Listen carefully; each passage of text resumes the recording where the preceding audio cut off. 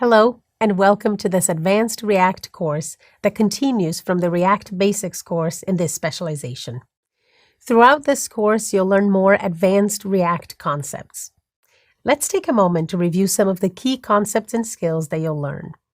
In the first module, you'll start by learning how to render and transform lists in React and work with forms. In this process, you will be introduced to the map method to perform transformation operations and render lists of components. Then, you'll learn about identifiers called keys, which are an integral component in list transformation in React. You'll dive into controlled components with a focus on creating a controlled form component in React and implementing your own feedback form. And you will revise what you know about props and state, exploring React context as a viable alternative to local state in certain situations.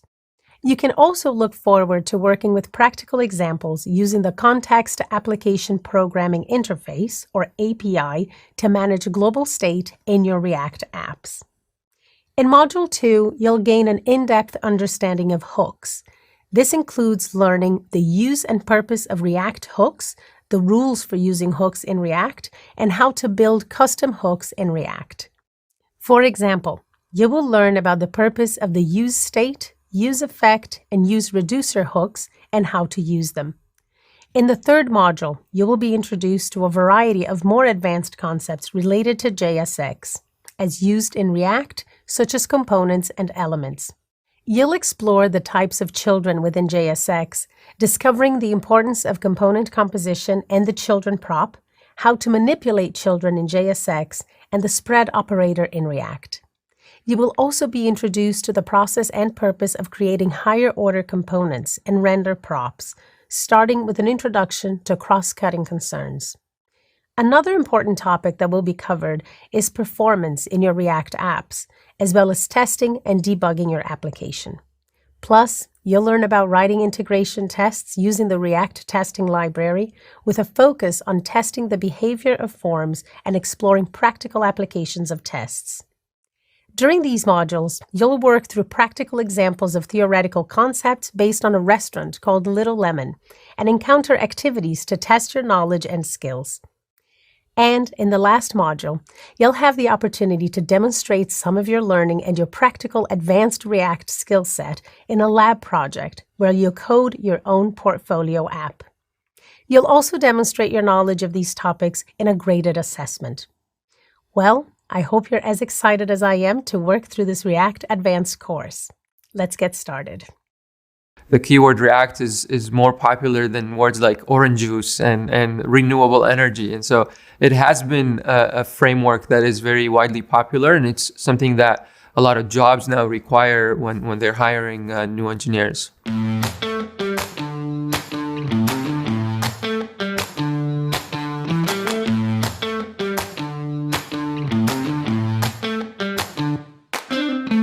My name is Murtada. I'm a software engineer at Meta based in the Seattle office. So just about everything I've built in my career at Meta has been built in React. So, if you're using any of the Meta products, whether you're using Facebook or Instagram, most likely the buttons and the menus and the clicks that you're making are all events and components handled by a React framework. And that has been my career at Meta has been developing these kinds of components. So whether you're using it on a web, if you're going and posting a photo, or if you're making a comment, all of those interactions are powered by React components behind the scene.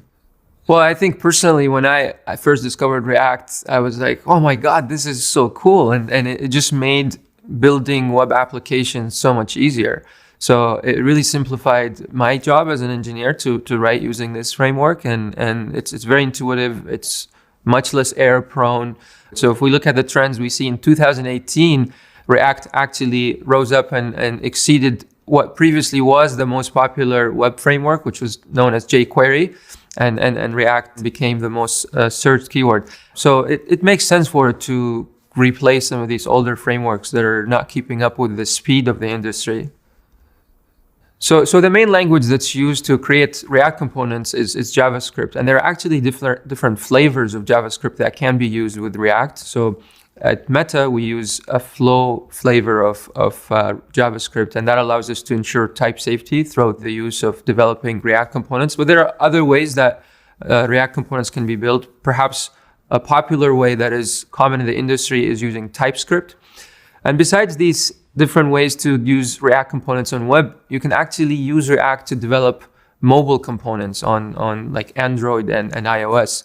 And most recently, React is releasing a way for developing VR components like virtual reality, where people can use these same frameworks consistently that are used in web and mobile to develop virtual reality applications. The idea is to simplify it and allow developers to create complex virtual reality applications, but leverage the simplicity and friendliness of React. And that's what has given the motivation to create these different frameworks of React across different segments of the industry.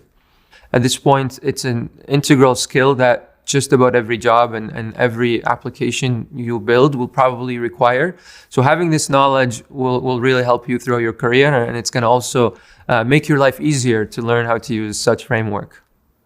So my advice to you as you venture into this world of React is to stay consistent. It may at first seem a little complicated or overwhelming, or some things may not make sense, but just power through it. It will make your life a lot easier to learn these principles. They'll make you much more attractive to employers in the future, and your ability to produce scalable web applications will be much better with the use of this framework. So keep going and don't let some of these confusing parts of React slow you down. So you're ready to start programming with JavaScript. But before you can begin developing projects with JavaScript, you need to set up software called VS, or Visual Studio Code. VS Code is a code editor that developers use to write their JavaScript code. By the end of this video, you'll be able to install VS Code, Node.js, and the Code Runner extension on your Windows operating system. Start a new JavaScript file in VS Code and run the file using Code Runner extension, and explain what console.log does in JavaScript. Let's begin by exploring the VS Code download and installation process. First, I open a search engine in my browser and search for the term VS Code, or Visual Studio Code. I click on the first link, which directs me to the official website at code.visualstudio.com. This link redirects me to the site's homepage. On this homepage, I select the Download for Windows button. A message appears on the VS Code website which states, "Thanks for downloading VS Code for Windows." I can then track my download progress in my browser. Once the file is downloaded, I click the file to begin the installation process. The license agreement appears. I read through the agreement and select Next. I then accept the default installation destination and the Start menu folder. I also select the following additional tasks: create a desktop icon, add Open with Code action to Windows Explorer file context menu, add Open with Code action to Windows Explorer directory context menu. Once I've selected these additional tasks, I click Next. Now that I have configured these tasks, I select the Install button. Once installed, I then check Launch Visual Studio Code and select Finish. My Visual Studio Code program then appears in a new window on the Get Started page. From here, I click the bottommost icon on the very left of the VS Code window to open the Extensions panel. Once in the panel, I type Code Runner to search for the Code Runner extension. I then select and install this extension from the search results. While the extension installs, I return to my browser and search for node.js. I access the file from the official site at nodejs.org and click on the direct download link, making sure to install the Windows version. A pop-up appears on screen to track progress of the download. Once the file has downloaded, I select Open File to open the node.js setup wizard. I then select Next and accept the license agreement. I then click Install to begin the installation process. Once the installation process has completed, I click the Finish button to close the setup wizard. I then return to VS Code, where the CodeRunner installation process is complete.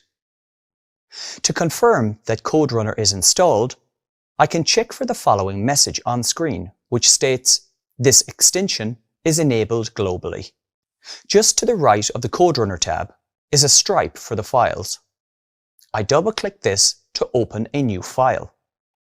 I then click Select Language and choose JavaScript from the list of languages. I can also type JS in the search bar to narrow my results. Next, I close the CodeRunner tab and click on the extensions icon to toggle off the extension sidebar. I then click on the View tab and select the Terminal option to open the terminal that I closed earlier. I need to clear the terminal. I can do this by typing clear and pressing the Enter key. Next, I hover over the terminal's Output tab. I then click, hold and drag it to the right in order to dock it on the right-hand side of the VS Code window. Now, I close the terminal again. The output should remain on the right-hand side of the screen. I can also adjust the width of the output by dragging the split to the left or right. Finally, I type some code into the tab Untitled 1 as follows: console.log, followed by a pair of parentheses in which I type hello world in single quotes. To run this code, I click the play icon. I can also use the shortcut keys Ctrl-Alt-N. The words hello world appear in my output. Other information also appears, but hello world is all I need to focus on for now. And that's it. I've successfully set up VS Code with CodeRunner. You now know how to install Visual Studio or VS Code, Node.js and the CodeRunner extension on your Windows operating system. You can also start a new JavaScript file in VS Code and run the file using CodeRunner extension. And you can explain what console.log does in JavaScript. Great work. You need to lay things out, and it's very difficult if you don't have CSS grids. Take one and...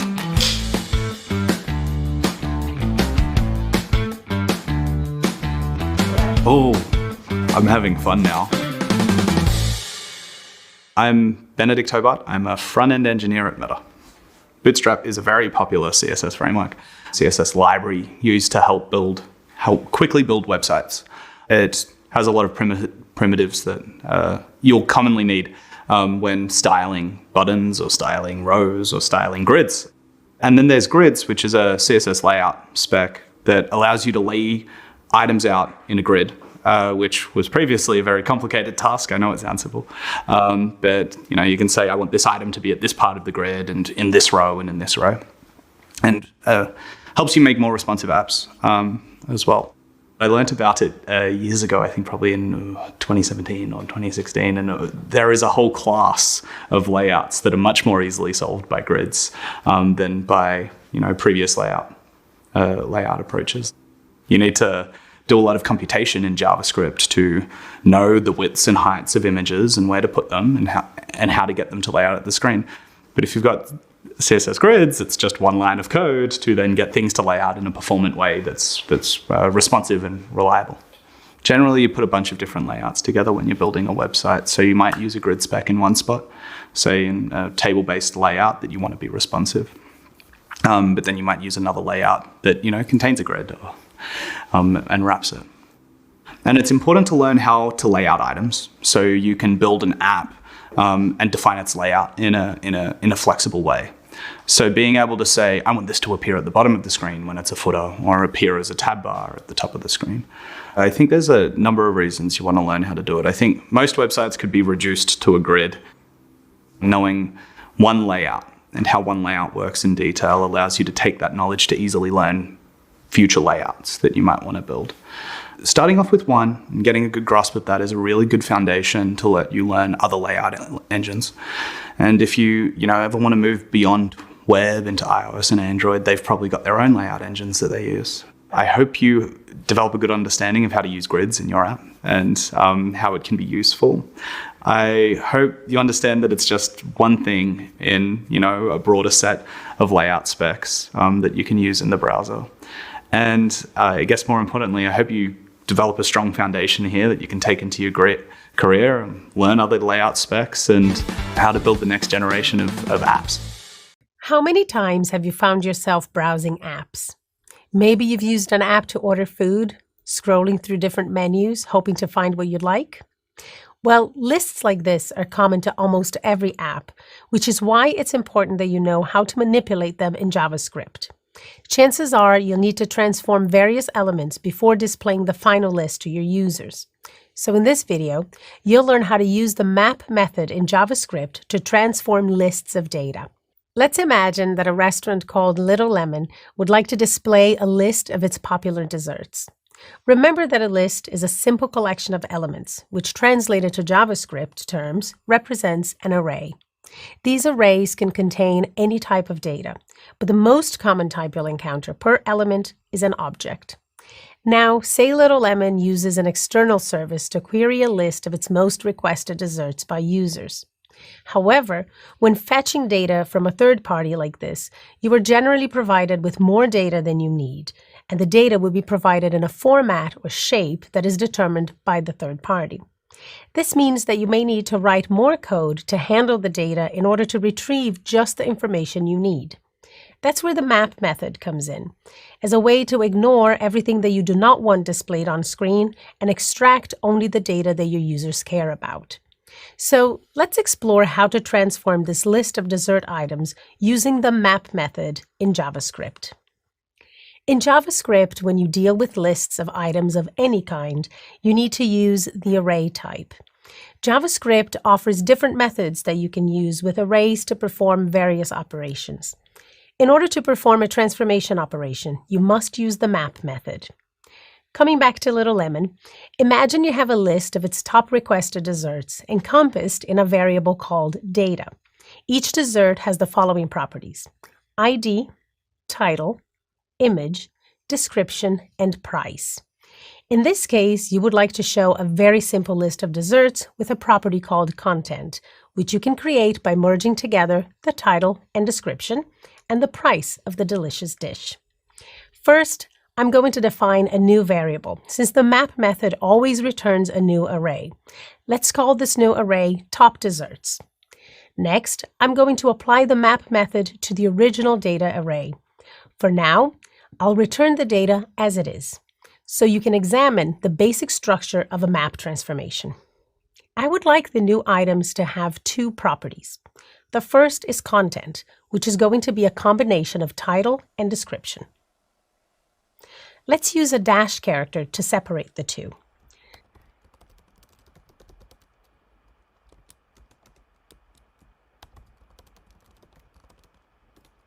Secondly, there's the price, which I will pass as it is. Last, I will console log the result to demonstrate that the new list I have created contains the shape or format that I originally intended. And here's your transformed list. You just learned how to transform data in JavaScript with a map method.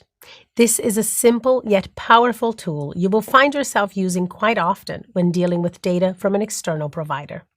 Your users will thank you when they experience how easy it is to navigate and consume information in your apps.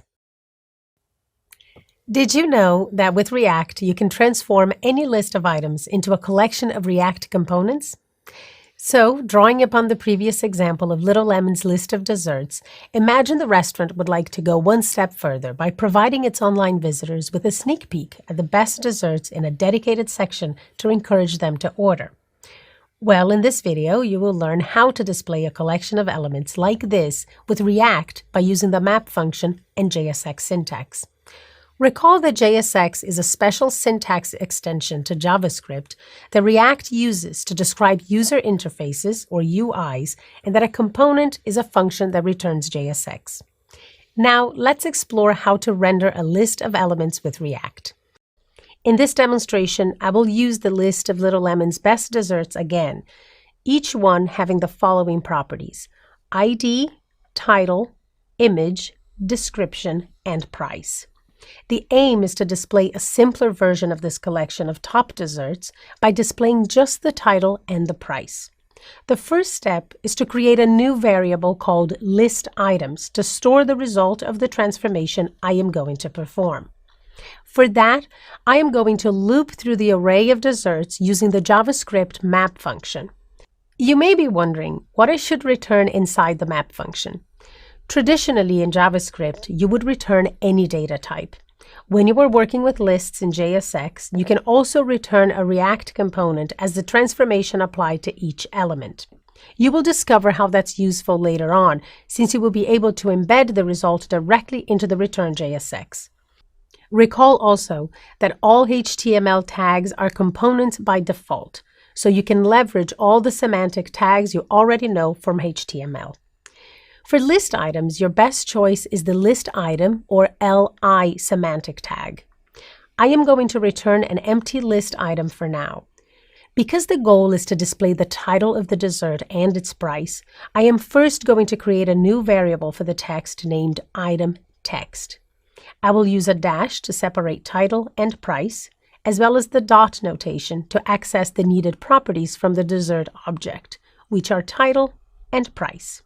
Since this is a JSX transformation that will be part of the render method of this component, you have to use curly braces to wrap your data. In this case, the text for each list item, which is the value of our variable item text. The last step is to go to the render method and embed list items into the HTML list wrapper component, unordered list or UL.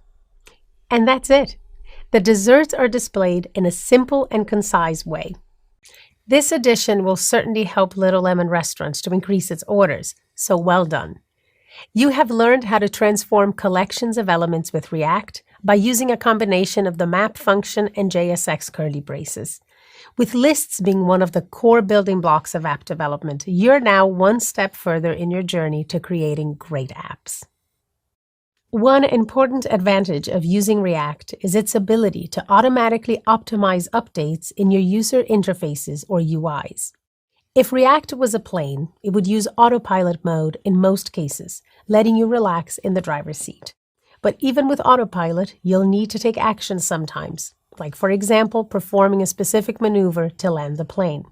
The same is true for React, as there are scenarios where you, as the developer, will need to take extra steps to specify how React should behave when your UI changes.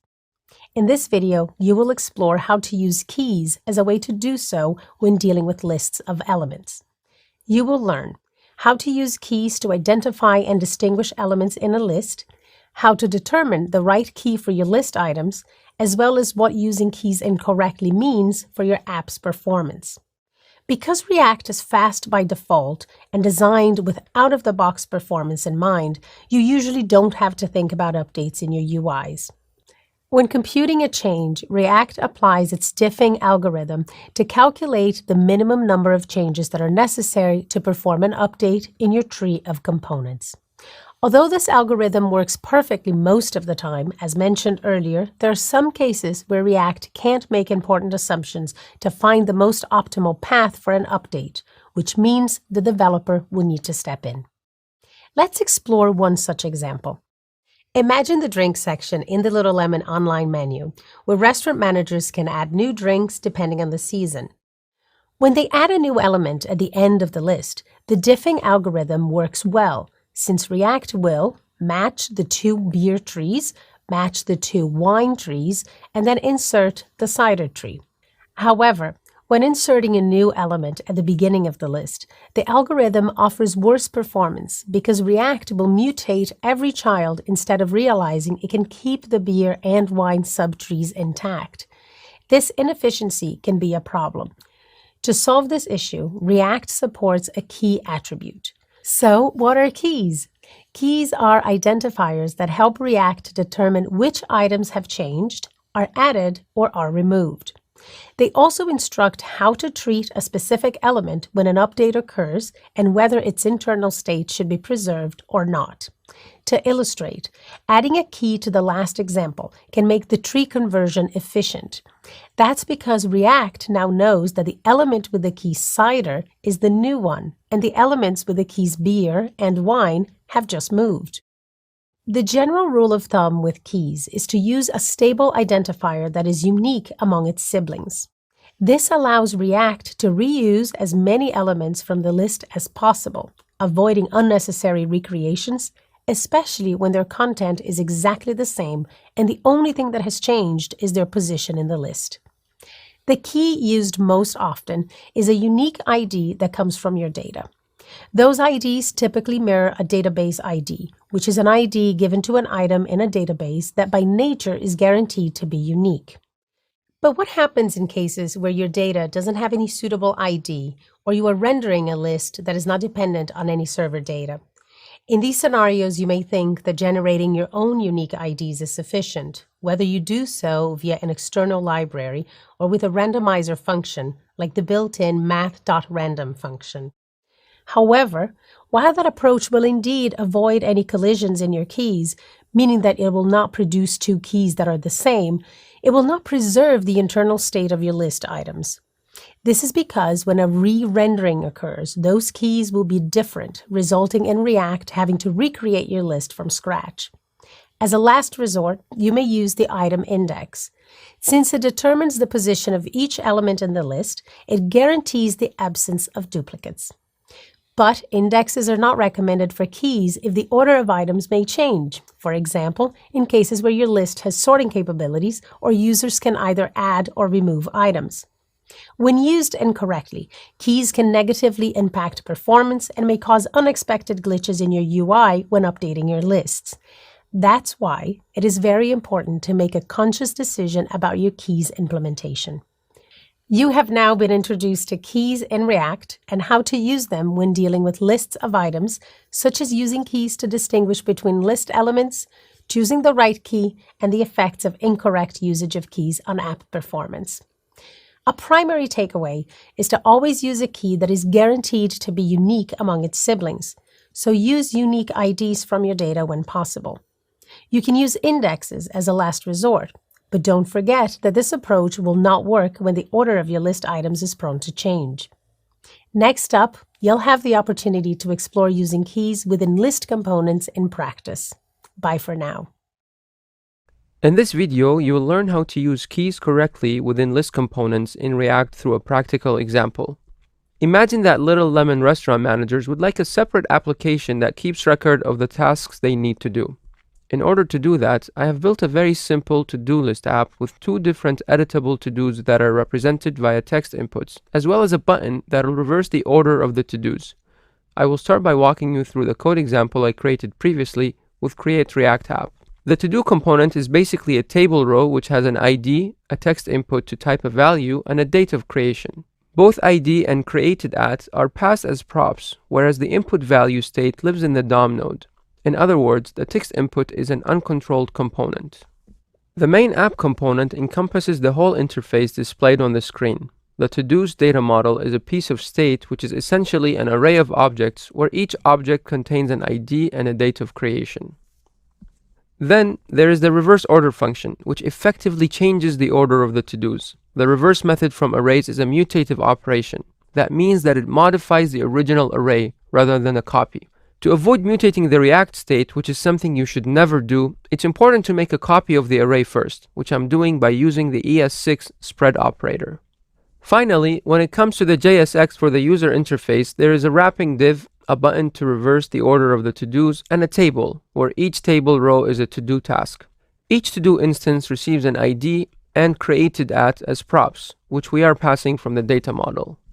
Now coming back to the app, the first thing I'm going to do is to open the browser console. A warning in red is displayed. When you're running your application in development mode, React does a great job of providing solutions to potential problems in your applications via contextual warnings as console errors. The warning clearly states that each child in a list should have a unique key prop and that I need to check the render method of the app component.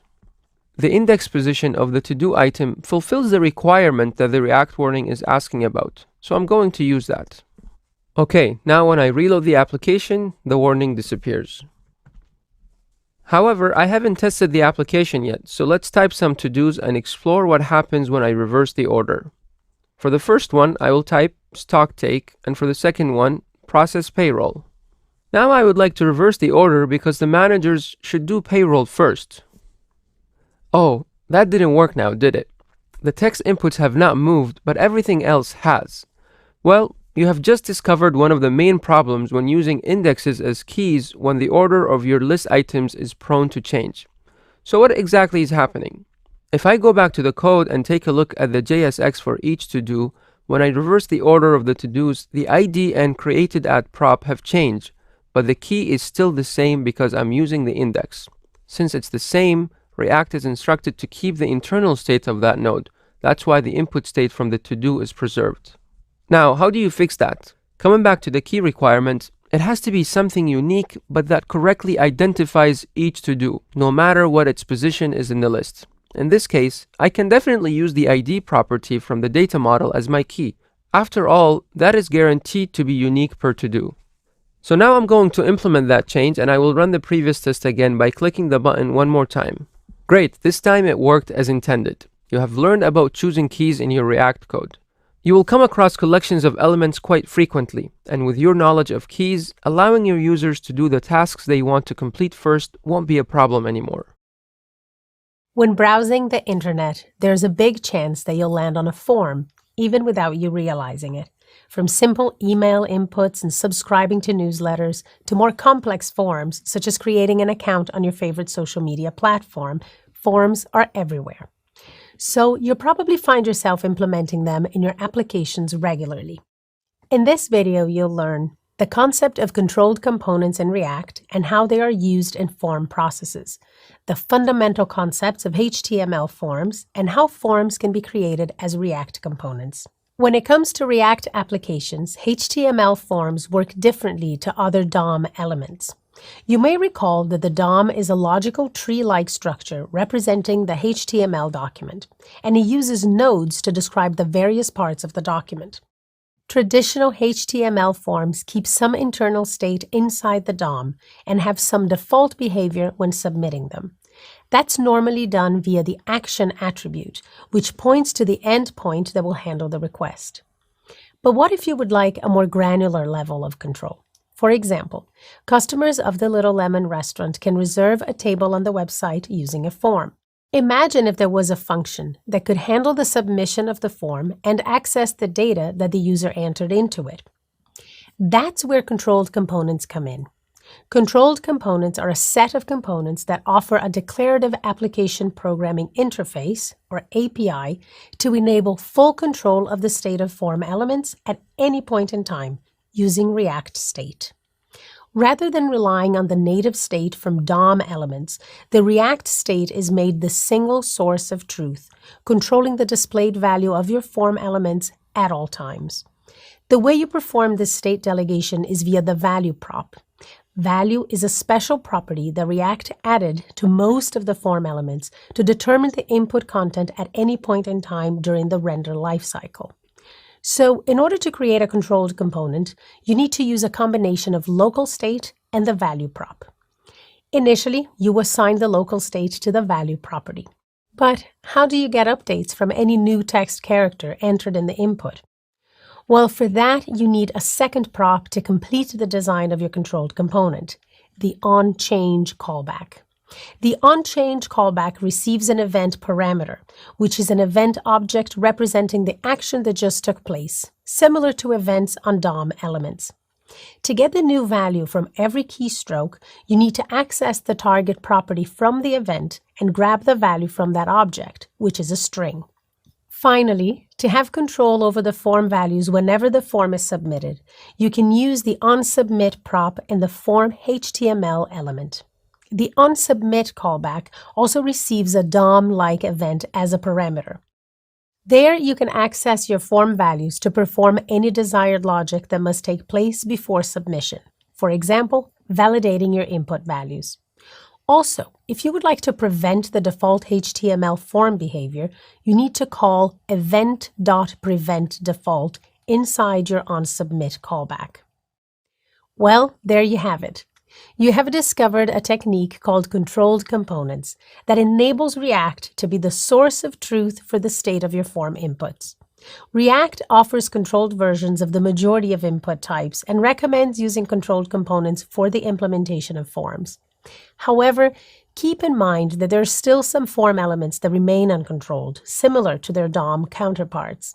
So, as you move forward with your learning, you will gain more insight into both controlled and uncontrolled form elements. In this video, you have learned about the concept of controlled components in React and how they are used in form processes. You also explored the fundamental concepts of HTML forms and how forms can be created as React components. Forms may look simple, but there are many different features and functionality to forms, and for developers there is an art to constructing forms. React makes constructing and customizing forms much easier for developers, and that's why it's such a popular choice. Would you like to master the art of building forms with React? Well, there are some key concepts and features that you will need to learn to truly unlock the versatility and effectiveness of controlled components and forms using React. The Little Lemon restaurant online webpage was created some time ago. While Little Lemon were happy with the results for some time, they started realizing their users were having issues with their old contact form. After receiving some advice, they concluded that it needs to be rebuilt, and they have chosen React as the most suitable framework for the task, due to the ability to easily apply the features, functionality, and control that they require from the form. In this video, you'll learn how to help Little Lemon by creating a controlled component in React, using local state and the onChange event to update form inputs, avoiding the default behavior of the form submit event, and disabling the submit button when the form is not valid. Recall that controlled components in React are those in which form data is handled by the component's state, whereas uncontrolled components are those in which the form data is handled by the DOM itself. To gain more insight into creating form components in React, you will now examine the code of a basic form example. I am going to demonstrate the creation of form components in React using an app I constructed previously. In this example, the project has been created with Create React App. The return method of this functional component essentially has a form that contains two elements, a text input to type a username and a submit button. This form resembles a classic HTML version, so it'll work the same way whether you're using React or not. To test the application, I type John as the name and click on the submit button. By doing so, the default action of the form kicks in, which is a GET request to the root and a page refresh. In React, this current implementation is considered an uncontrolled form, having all the states living in the DOM. Let's work through the necessary steps to transform this form into a controlled version.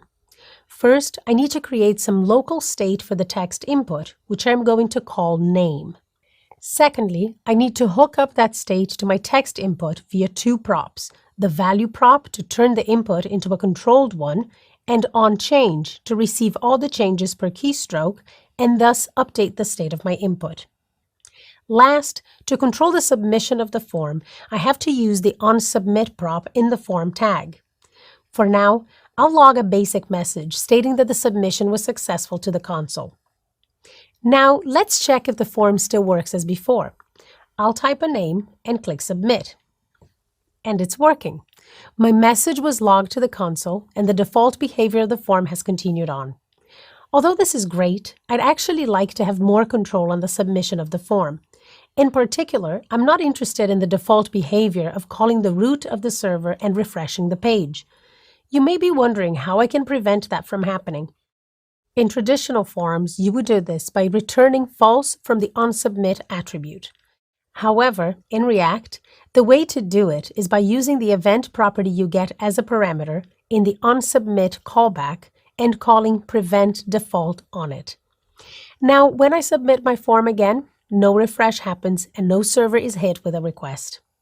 Let's go one step further and clear out the input after submission. For that, I call the state setter with an empty string inside the onSubmit callback. Great! My form is taking shape. To demonstrate even more benefits of controlled components, let's perform an additional improvement by only allowing the user to submit the form when the text input is not empty. Disabling the button is as easy as using the disabled attribute. In this case, if name is an empty string, this expression would be evaluated as true and the button would be disabled. So in the app, I can't click on the button if there's no name provided. Finally, for best accessibility practices, let's connect the label with the input. I set an ID for my input, called name, and now I will connect the label. In traditional HTML forms, you would have to use the for property, but in React, for is a reserved word, so you must use HTML for and pass the ID of the input. Now, if I click on the label, its corresponding input is focused. And that's it regarding the basics of controlled forms in React. You have learned how to transform an uncontrolled form into a controlled version using local state and the onChange event, as well as the onSubmit prop and some of the benefits of doing so. In terms of form submission, you also learned how to avoid default behavior and disable the submit button when the form is invalid. Well done. You're making great progress. Have you recently bought a product through an e-commerce site, or maybe you booked a table at your favorite restaurant? Well, if so, you may have received a friendly email afterwards providing a link to a specific page to provide feedback about the experience. This is an example of a feedback form. Now that you're familiar with controlled components in React, I'm going to demonstrate how you can build this functionality yourself. You will also be using a range input and custom validation as part of building a feedback form. Imagine Little Lemon, one of the best restaurants in town, would like to send their customers a feedback form. So let's go ahead and implement a feedback form with React. Note that in this example, the project has been created with Create React App. I have also added some initial code that is a form with just a header and a submit button.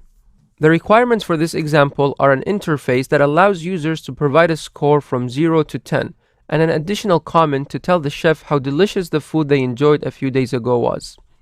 The first step is to implement a control for the score. There are different ways you can do this, but I'm going to go and choose a range input for this use case, as it provides the user with a simple slider. To do this, let's go ahead and create a new div to wrap the component. This will consist of a label that I will name score, as well as an input whose type is going to be range. Range inputs offer two props to define the range, min and max. For this example, I will set the minimum to 0 and the maximum to 10. The application is now displaying a user-friendly slider to provide the score. To wrap up the range component, I need to do two more things: turn the input into a controlled component and visually show the numeric value that represents the slider selection. For that, I will define a new piece of state called score that I will initialize to 10, because I know the chef's recipe is usually unbeatable, enabling the user to reduce the score down from 10 when they interact with the slider if they want to. Now in the range input, I have to use the value prop to hook the state up and use onChange to receive the changes and update the state accordingly. Since I also want the numerical score to be displayed with the slider, I'm going to add that information to the score label, along with a star so the user interface, or UI, is clean and concise. Great, the feedback form is starting to take shape. Now let's implement the second element from the form, a widget to provide an additional comment. Although I could use a text input here, a comment could be very large, so a more suitable choice is a text area. For that, I will declare another state variable named comment that will be initialized to an empty string. For the UI, I will create a new div with a label and a text area component for any additional feedback. Now that that is rendered well, I need to hook up the state to the value prop and update the changes via onChange. And with that, the UI for the feedback form is finished.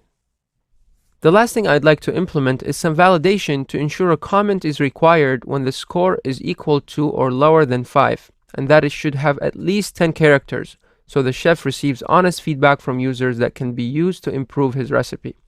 For that, I'm going to use the onSubmit callback on the form component. I will call prevent default first to avoid the default HTML form behavior. then I'm going to write an if statement to check if the score is equal to or less than 5 and the comment has less than 10 characters. If that's the case, I will show an alert to inform the user about the requirement and return from the function. Otherwise, the user is good to go and I will log a message to confirm the successful submission of the feedback. It's also a good practice to reset the form values after submission, so I'll set both pieces of state to their initial values. And there you go. Everything is working well and the submission message is logged into the console. You have learned how to build a feedback form with React using controlled components and custom validation to make sure users have a seamless experience. Imagine that Little Lemon has been such a success that the restaurant will be expanding to other locations. As a part of the construction project, the architects have created blueprints with the kitchen and dining areas set to be identical in size. Although the blueprints have been defined, it will still be up to each restaurant manager to decide various things, such as the size, shape and number of tables, type of chairs, kitchen crockery and utensils, and wall colors. In this analogy, the blueprints for the new locations are React components, whereas the specific configurations for each location are what React props and state represent. So, what are props and state? Props and state are both plain JavaScript or JS objects that React uses to hold information. As you progress through this video, you will discover the differences and similarities between props and state in React. You'll also learn how to identify whether something falls into props or state and when state is needed, as well as how to differentiate between different React components based on props and state. While both props and state influence the render output, they are different in one important way. Props get passed to the component, like parameters in a function, whereas state is managed within the component, like variables declared within a function. So even though props and state are inherently different, there are areas where they overlap. Notably, when designing a component, its main responsibility is to translate raw data into rich HTML. In the React ecosystem, the props and the state together constitute the raw data that the HTML output derives from.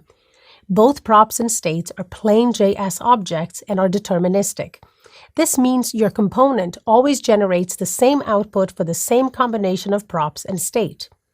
Another similarity is that props and state changes both trigger a render update.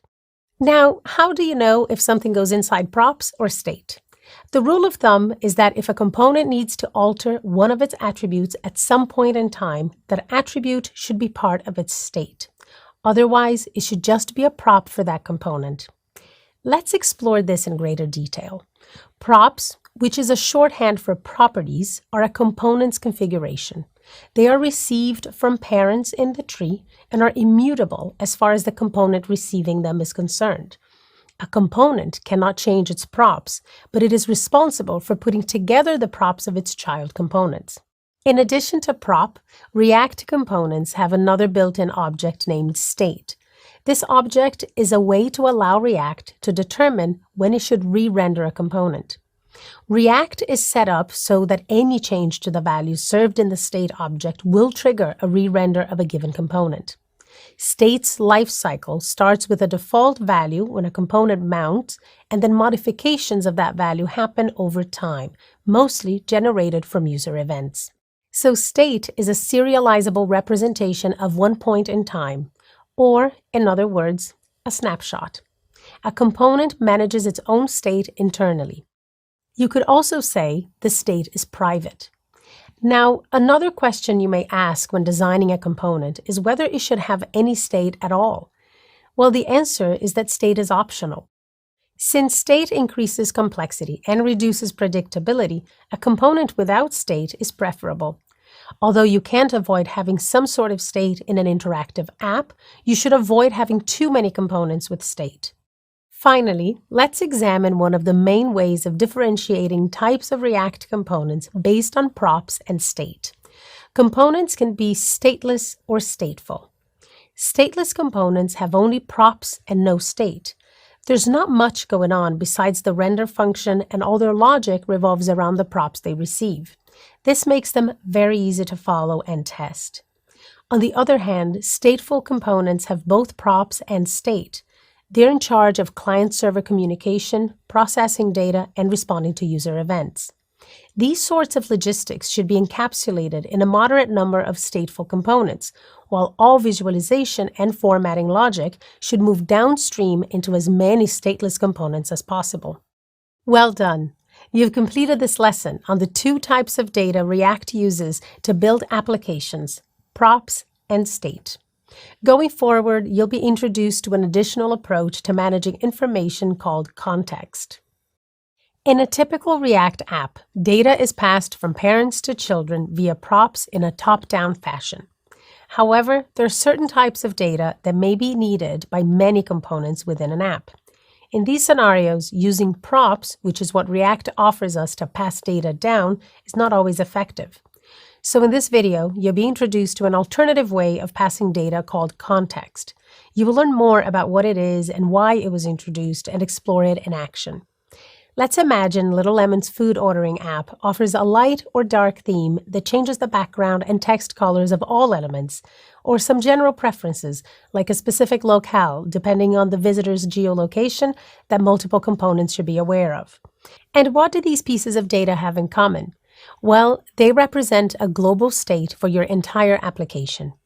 Now, as your app grows in size, the same will happen with the tree of components your app is composed of. As mentioned earlier, props is what React offers you to pass data down, but in this scenario, they can be cumbersome since you will have to explicitly pass that data through every level of the tree, having intermediary components that don't really need the data and just act as a proxy. This issue is commonly referred to as the props drilling problem, and the name says everything you need to know about the problem. Parent components have to drill down props all the way to the children that need to consume them. The way React has solved this problem is by introducing the Context Application Programming Interface, or API. Context provides an alternative way to pass data through the component tree without having to pass props down manually at every level. It is the right tool when you need to share data that can be considered global for a tree of React components. Let's take some time to examine Context API in action. In this demonstration, I am going to use a simple app I created previously with Create React App. It represents a simple blogging platform that Little Lemon has to publish new, innovative recipes to its subscribers. It consists of a header that contains a title and the current user that is authenticated on the top right. The rest is rendered by the page component, which itself consists of the user blog entries, each one with a title, content, and author name. Note that there are two components that need to know the authenticated user: the logged in user component inside the header and the page component. Because an authenticated user falls into the nature of global data that needs to be shared across several components, this is a clear example where context is the perfect tool for the job. So let's go ahead and create the needed context, which I'm going to call user context. Now, within the user context file, you must follow the next steps. First, you need to import create context from React. This is the function that gives you a new context object back. The function argument is the default value, which in this case I will declare as undefined since the app doesn't know beforehand who the logged in user will be. Second, you need to create a provider component. To do so, I will call it userProvider and render the userContext.provider component.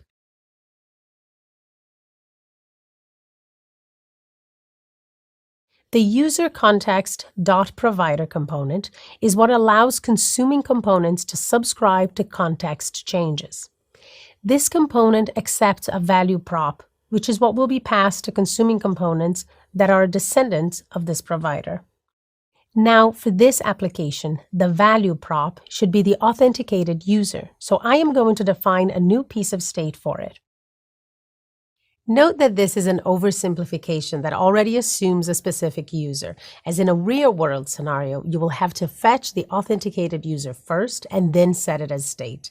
You will learn about fetching data later in the course. All right, so now that the state is defined, I will hook it to the value prop.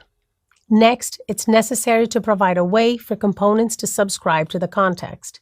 For that, I am going to create a custom hook that wraps the useContext hook, which is the way to consume a context value. This external function is created just for convenience, so there's no need to export the user context to external components. As a side note, don't worry if you're not very familiar with hooks yet. They will be covered in depth in future lessons. The user context is now defined, but the app is still not aware of it. For that, the provider component is needed. So I'll go ahead and wrap the whole app with it. The last step is to consume the user context in the places where the username has to be displayed, which are in the logged in user component and the page component. I'll go ahead and use the custom hook defined earlier, useUser, and destructure the authenticated user from there. Finally, that information can be embedded in both render methods.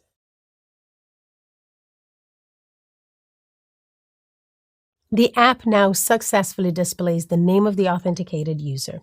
Great work.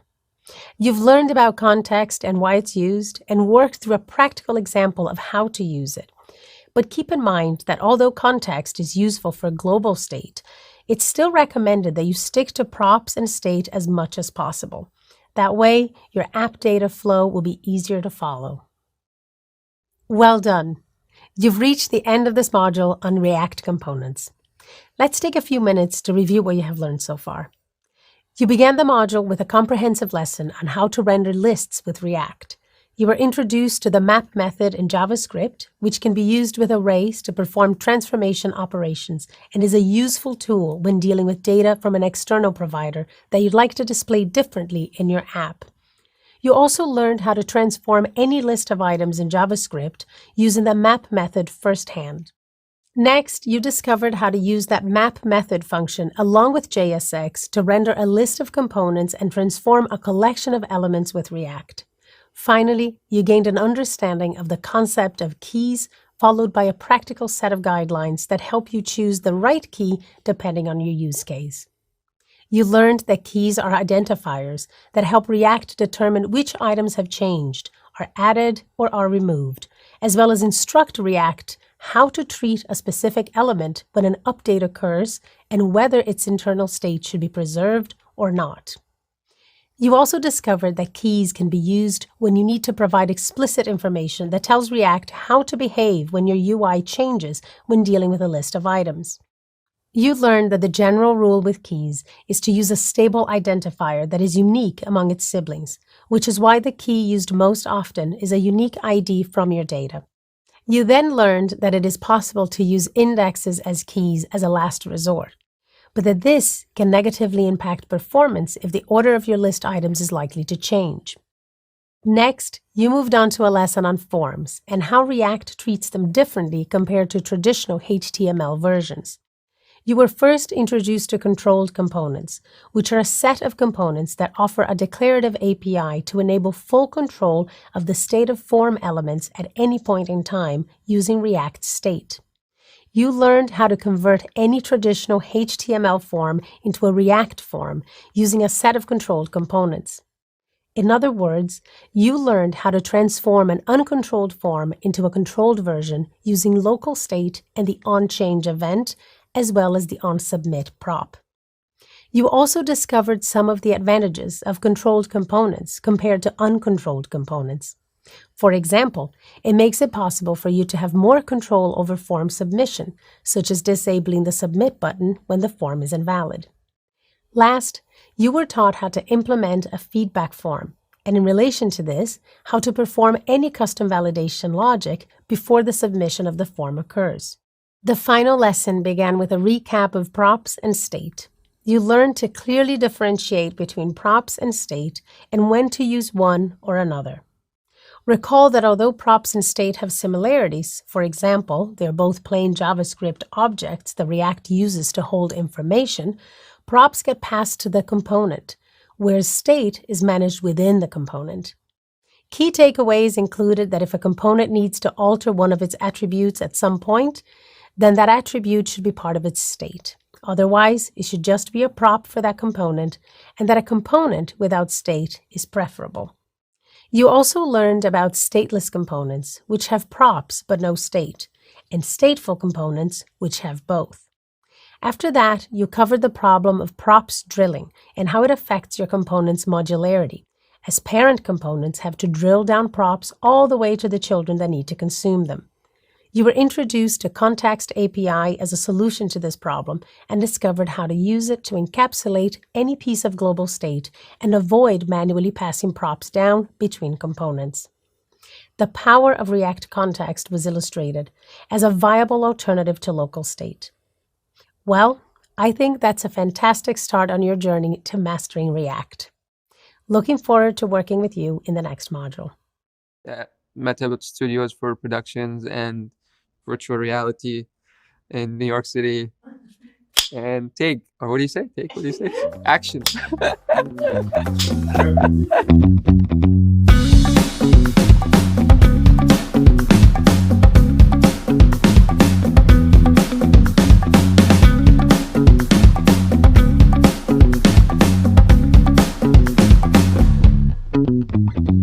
My name is Murtada. I'm a software engineer at Meta based in the Seattle office. So React hooks were first introduced at the React conference, and it was shared with the community. And this is, the community of React enthusiasts who are excited about the new things. And they're the people that we trust to give us the feedback and test out the things that we're thinking about. I had gone on vacation and came back, and my coworker had been saying like, oh, there's this new exciting thing, let's start using it. And I looked at it and I thought, this is so silly. Like, why do we need this thing? And he's like, no, trust me, this is going to be great. So I was like, okay, fine. And, I started learning them. I started using them. And now I can't imagine writing code without hooks. At first, it sometimes feels a little unintuitive, or there's like a lot of magic going on that doesn't make sense right away. But once you get the hang of it and you start using it and understanding it, it actually really makes life easier to use. Hooks can actually simplify your applications greatly and introduce performance gains. They can make your code more readable and easier to manage, as well as your code more shareable and reusable. Before the introduction of hooks, we were using class components, and they seemed like they were doing their job. But with time, these class components were becoming bigger. They were becoming quite complex. We couldn't really break certain components down into more modular components or pieces. We wanted to make code more usable. We wanted to make it simpler and remove this need for having these huge bloated components that were not able to be broken into smaller pieces. When we develop new technologies at Meta, we try to be the first users of those things to make sure they actually work, and we get to be watching the feedback as it comes directly from our engineers. So the same thing with hooks. We started actually using them internally a lot. And we saw that internal teams are also starting to really appreciate the improvements that Hook introduced. And so that really justified that hooks are making a big difference in the process of developing React applications. And it gave rise to rolling it out more widely. So when hooks were introduced, they were actually introduced in a non-breaking way, which meant that you don't have to use them. You could continue to use the old style of writing React components, and they didn't break anything that was previously written. And this is one of the approaches that we use when we roll out new things, is that we want to make sure this new thing doesn't break any of the old things that people were doing. And my advice for you as you're learning hooks and working with them for the first time is to stick it out. They may seem hard and confusing at first, but they actually will improve your code with time. And it may be tempting to use the old way of writing React code, but actually with hooks, you will find that once you learn them, code will make more sense with hooks, even if at first seemed a little confusing and intuitive. So take the time to learn them, make that investment up front, and you'll find that it's worth it in the long run. Imagine that Little Lemon needs a way to track the restaurant's food inventory. In this video, you'll work through some practical examples using an app built for Little Lemon to revise the useState hook and explore how the useState hook is invoked. You'll examine the return values of the useState hook and how it's used to update state. You are probably already familiar with the useState hook, which is used to work with state in a React component, with state being all the data an app is working with at a given time. But before moving on to useState, let's revisit the concept of array destructuring. Recall that array destructuring is a way to get individual items from an array of items and save those individual items as separate components. Now, let's explore this concept with a practical example. Say you're coding an app that tracks current food reserves in Little Lemon's pantry. You're using a variable to keep all the veggies in an array. As you continue to code, you realize you need to get each item from the array into its own separate variable. For the first item in the array, you want to name the variable v1, as in veggie 1. The second item, v2, and so on. With array destructuring, you can do this easily using a single line of code. For more information on array destructuring, you can refer to the additional resources at the end of this lesson. Note that with array destructuring, you're free to give any variable name to the items that you destructure from an array. However, when destructuring objects, you have to destructure a property of an object using that exact property's name as the name of the destructured variable. This makes objects a lot stricter in terms of what you can name your destructure variables. For that reason, React uses the array data structure for the useState hook's return value.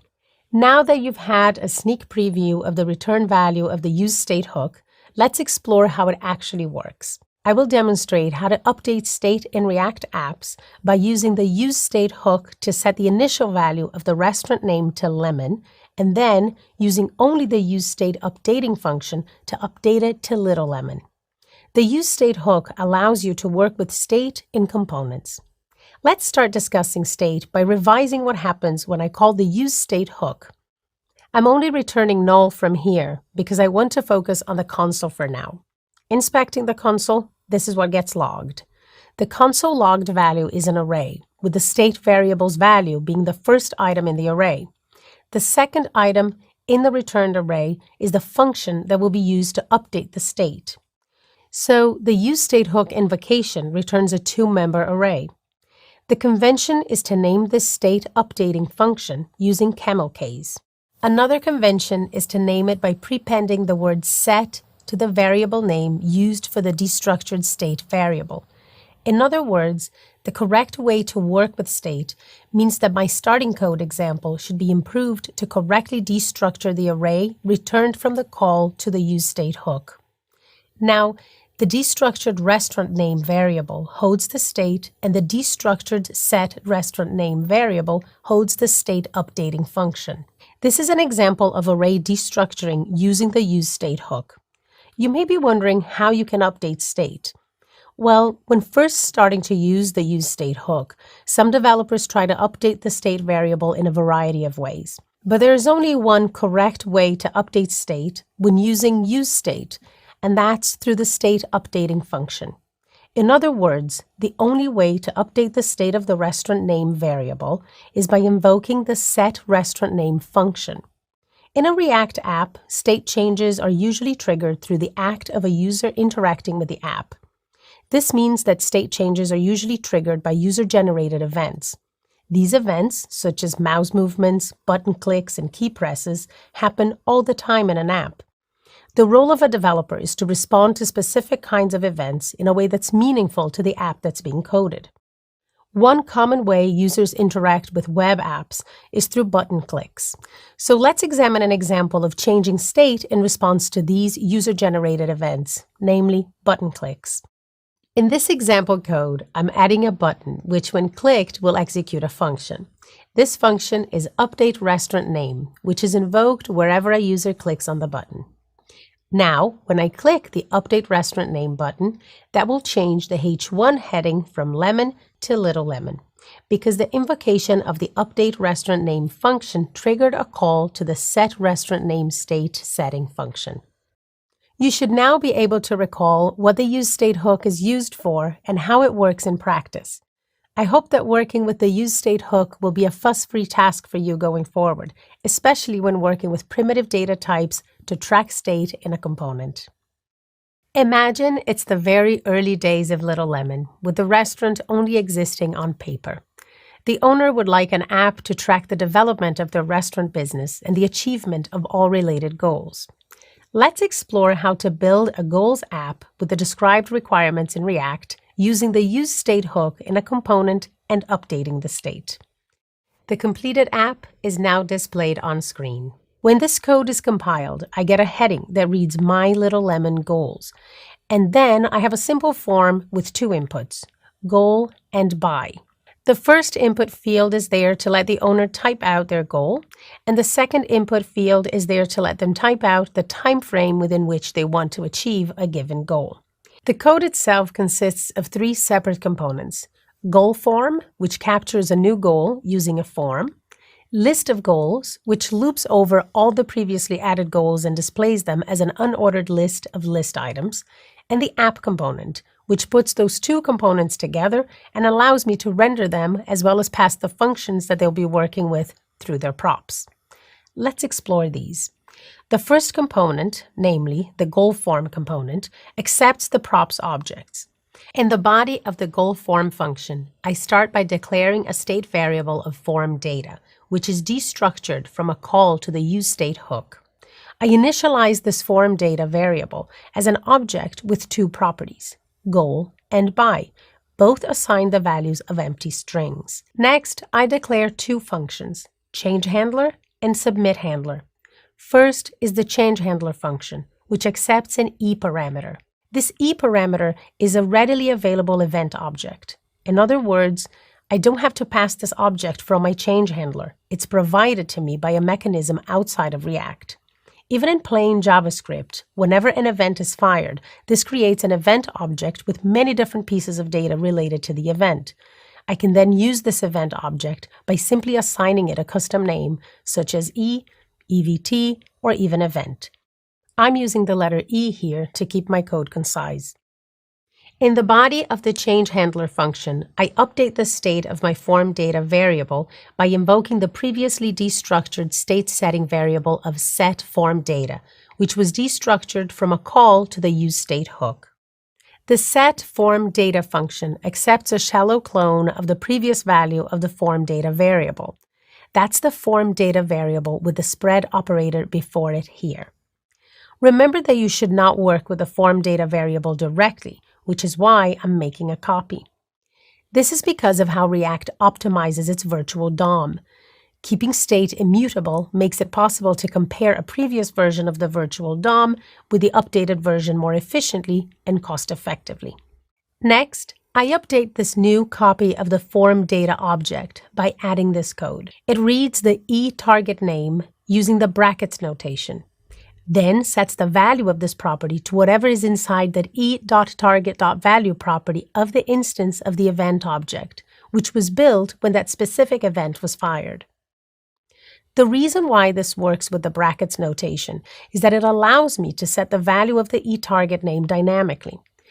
In other words, it allows me to set it as goal if the user typed into the input with the name attribute set to goal, or to set it as buy if the user typed into the input with the name attribute set to buy.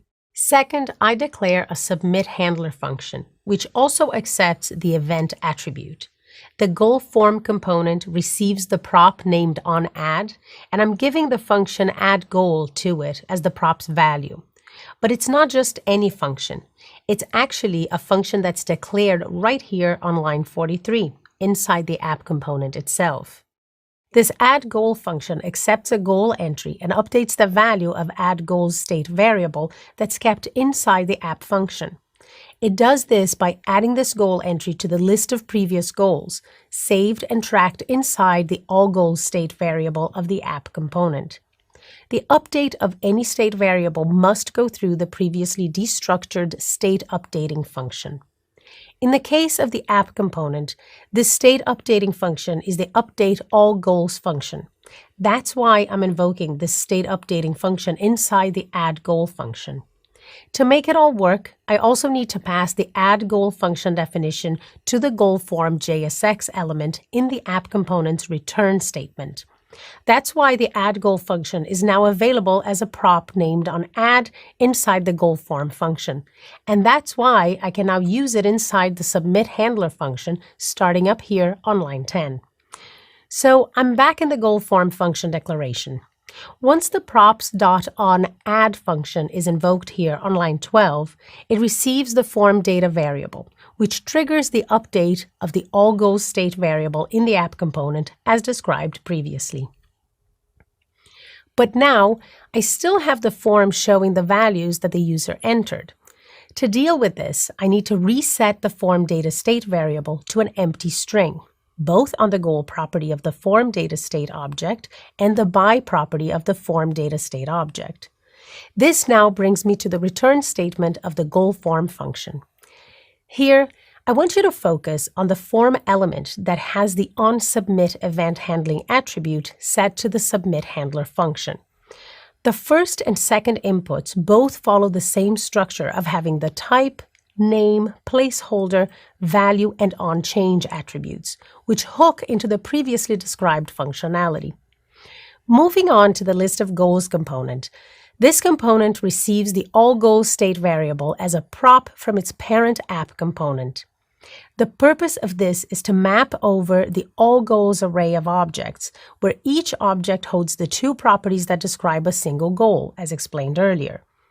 By mapping over the allGoals array of objects, I now output this unordered list with a list item entry for each individual goal. Having now worked through coding a goals app in React, you should have greater insight into using the useState hook within a component, including how to declare, read, and update state. Before moving on to using another hook, known as the useEffect hook, let's take some time to consider its name. The name of the useEffect hook is closely related to the concept of an effect, or more precisely, a side effect. In this video, you will learn what side effects within a React component are, including what pure and impure functions are and their relation to side effects, as well as how useEffect is used to perform side effects within functional components. So what is a side effect? A side effect is something that makes a function impure. Did you know that functions can be classified as pure and impure? Simply put, pure functions don't have side effects and impure functions do. Let's unpack the concept of pure and impure functions in relation to side effects some more. A pure function, should it receive specific input, that is, a specific parameter, will always return the exact same output, no matter how many times it gets invoked. To illustrate, let's explore a function that uses the year Little Lemon was established. In this example, the established year component accepts a props object, that is, a props parameter. It also returns a value, that is, a heading that outputs the words established year, followed by a colon, space, and the value of the year prop. As long as the value of the year prop is 2003, regardless of how many times the established year function is invoked or it is rendered from the app component, the output will remain unchanged. This is an example of a pure function. The established year function has no side effects. By contrast, an impure function will perform a side effect. That means it will do things such as invoke console log, invoke fetch, or invoke browser's geolocation functionality. In this context, a side effect can be thought of as something external to or outside of a function. Consider the example of a shopping cart function built for the Little Lemon app. It is an impure function because of the line that reads console log total. The console log call makes the function impure as it's a call to a browser application programming interface, or API. The shopping cart function now depends on something outside of itself, and even outside of the React app to work properly. So how should you deal with the issue of impure functions in React? Well, it's all about containing the impure actions inside their own special areas. To do this in React, you need to use the useEffect hook. Let's update the shopping cart component with the useEffect hook to properly deal with the side effect caused by the console log. First, you need to import the useEffect hook from React. The useEffect hook works by accepting two parameters. The first is a callback function. The second parameter is an array. This array can be kept empty, which is perfectly valid.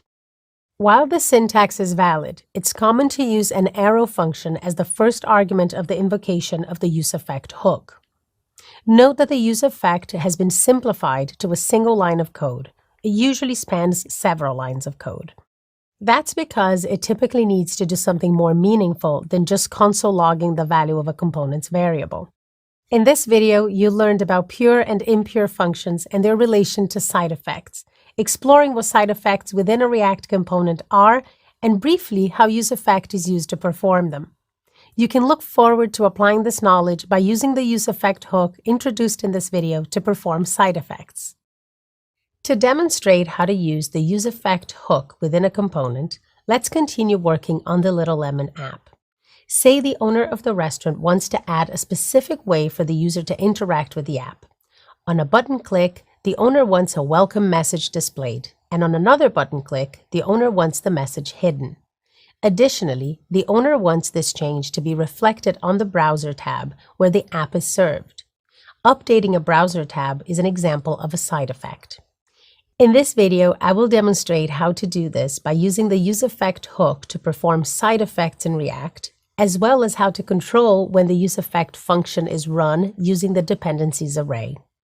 I am going to use an app I built previously using Create React App to demonstrate how to use the useEffect hook. To describe what's happening, let's start with a return statement. I have a wrapping div, and inside of it an h1, a button, and a JSX expression that uses the logical AND operator to conditionally render an h2. The button has an onClick event handling attribute, and it triggers the click handler function, which I've declared as a function expression starting on line 7. On line 5, I've destructured the toggle variable from a call to the useState hook to track the state of the toggle variable and make the conditional rendering in the return statement possible. Now let's inspect my app in the browser as it's currently being served. Everything is working well. When I click the button, the sentence "Welcome to Little Lemon" appears under it if it wasn't shown previously, and vice versa. Although the app is working well, my app currently has no way of updating the text in the Browser tab like the restaurant owner wants it to do. This is an example of a side effect, which is why the correct way to add this functionality is to use the useEffect hook. So, above the return statement, I'll add a call to the useEffect function as follows: react.useEffect.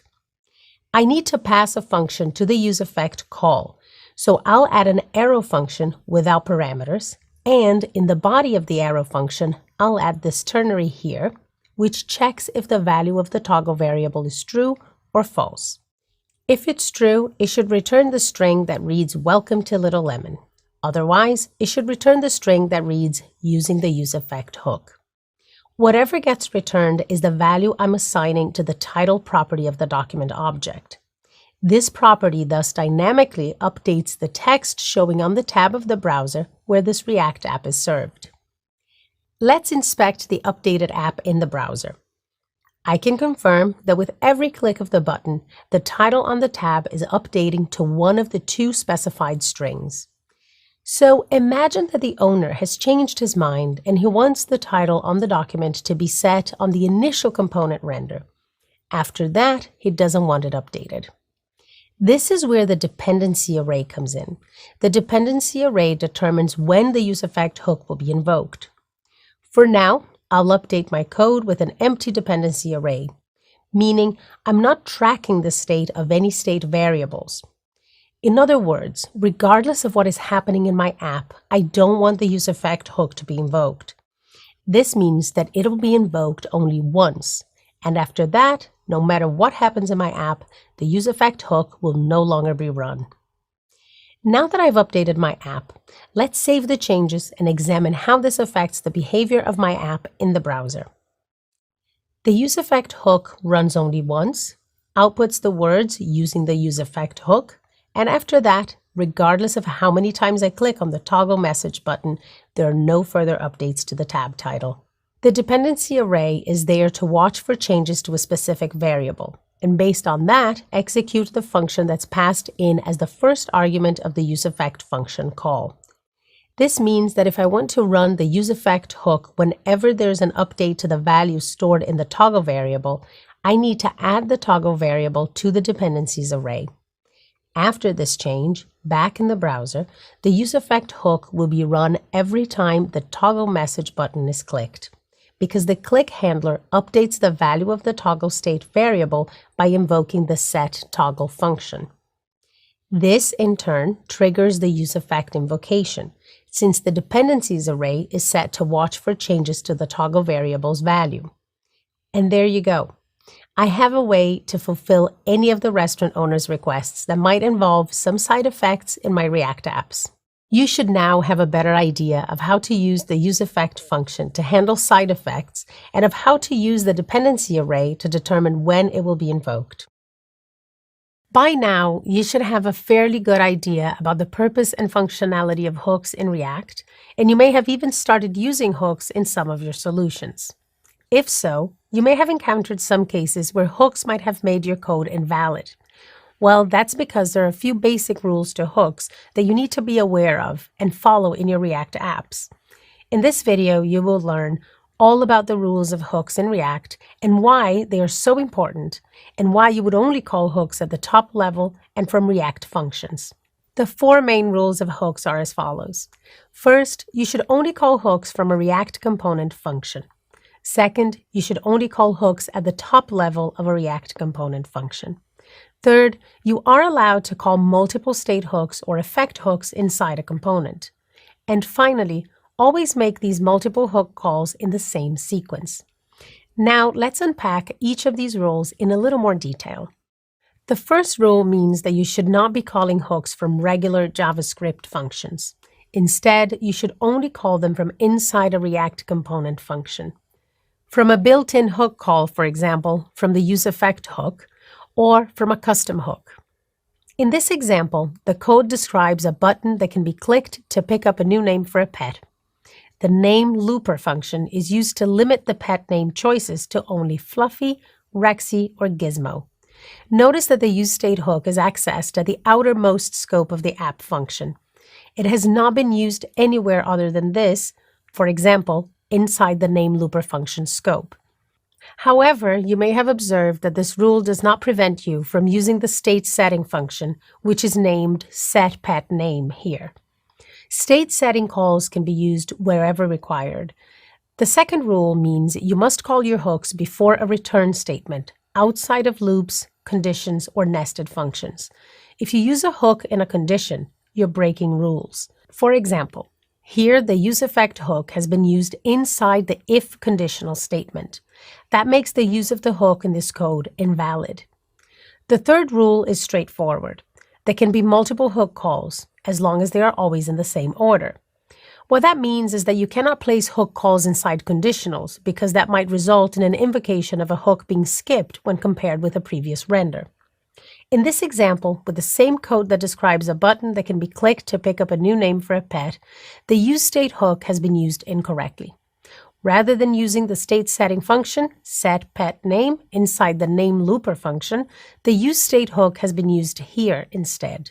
If you were to compile the code and run the app, you may find that the expected output is returned. For example, I'd like to name my pet Fluffy with a Pick a New Name button rendered beneath.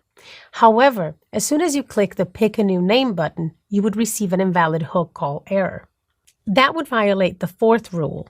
In other words, it might disrupt the sequence of invocation from one render to the next. Such a violation would result in errors. If you want to call an effect conditionally, you can still do so, but make sure to place the condition inside the hook. Here, the useEffect hook is invoked initially, followed by the if conditional statement. So now you're not breaking the rules, and the code is valid. So let's recap on the 4 main rules of hooks. You should only call hooks from a React component function. You should only call hooks at the top level of a React component function. You are allowed to call multiple state hooks or effect hooks inside a component. And finally, always make these multiple hook calls in the same sequence. And that's it. In this video, you learned the main rules of using hooks in React and why you would only call hooks at the top level of and from React functions. As long as you stick to these few simple rules, you can enjoy using hooks in your React solution successfully. The fetch function is a very useful tool, but there are some important things that you need to understand before you start using them.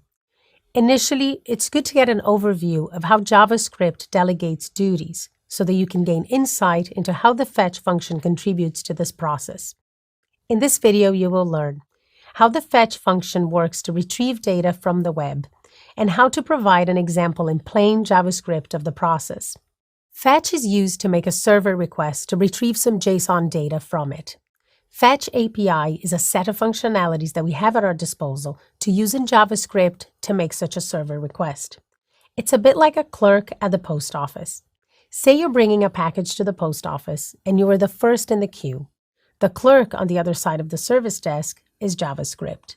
Since they can only do one thing at a time, they go through the process of getting your details, measuring the weight of the package, pasting stamps onto the package, charging you for the service, and going to the back office and carrying the package there, then taking time to find the correct place for the package before it gets shipped. The problem with this approach is that the next step cannot start before the previous one is finished. That's what's known as single-threaded execution. Since JavaScript is not at all equipped to multitask, a way to go around this issue is as follows. First, JavaScript gets your details.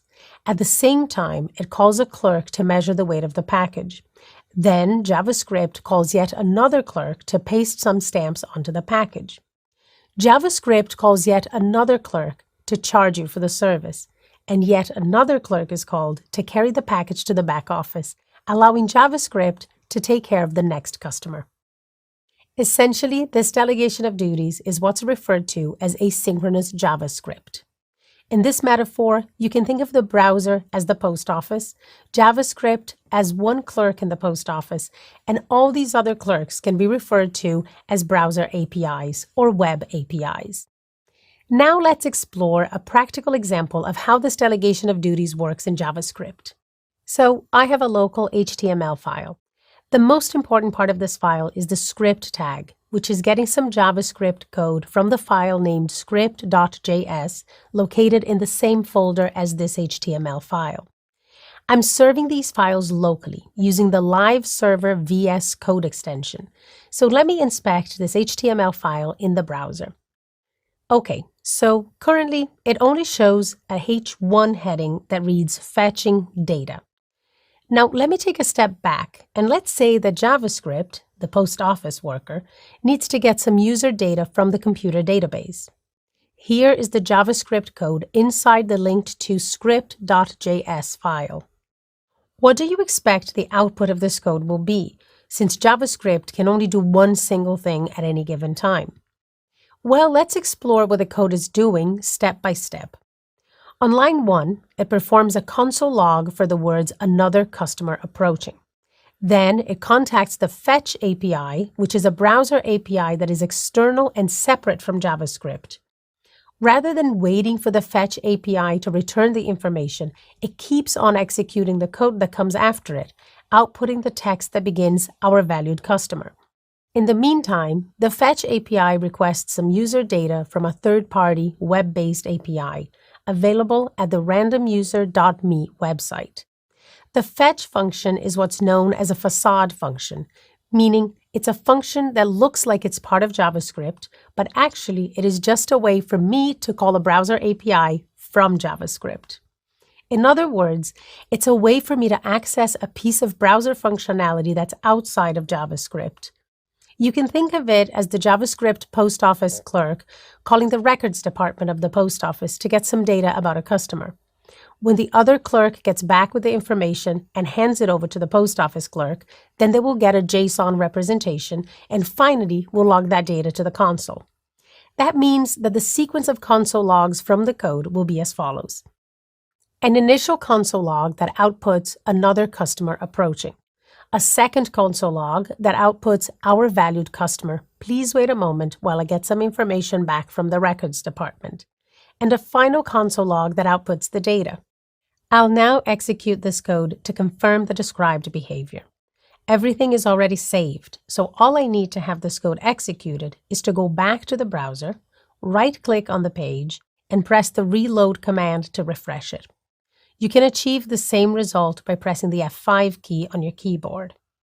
So now I first get another customer approaching, then the our valued customer, and finally the result of the call to the third-party API. This is how JavaScript, although being single-threaded, can perform asynchronous operations. In this video, you learned how the fetch function works to retrieve data from the web and how to provide an example in plain JavaScript of the process. You should be familiar with this concept before fetching data in React, which I'll explore soon.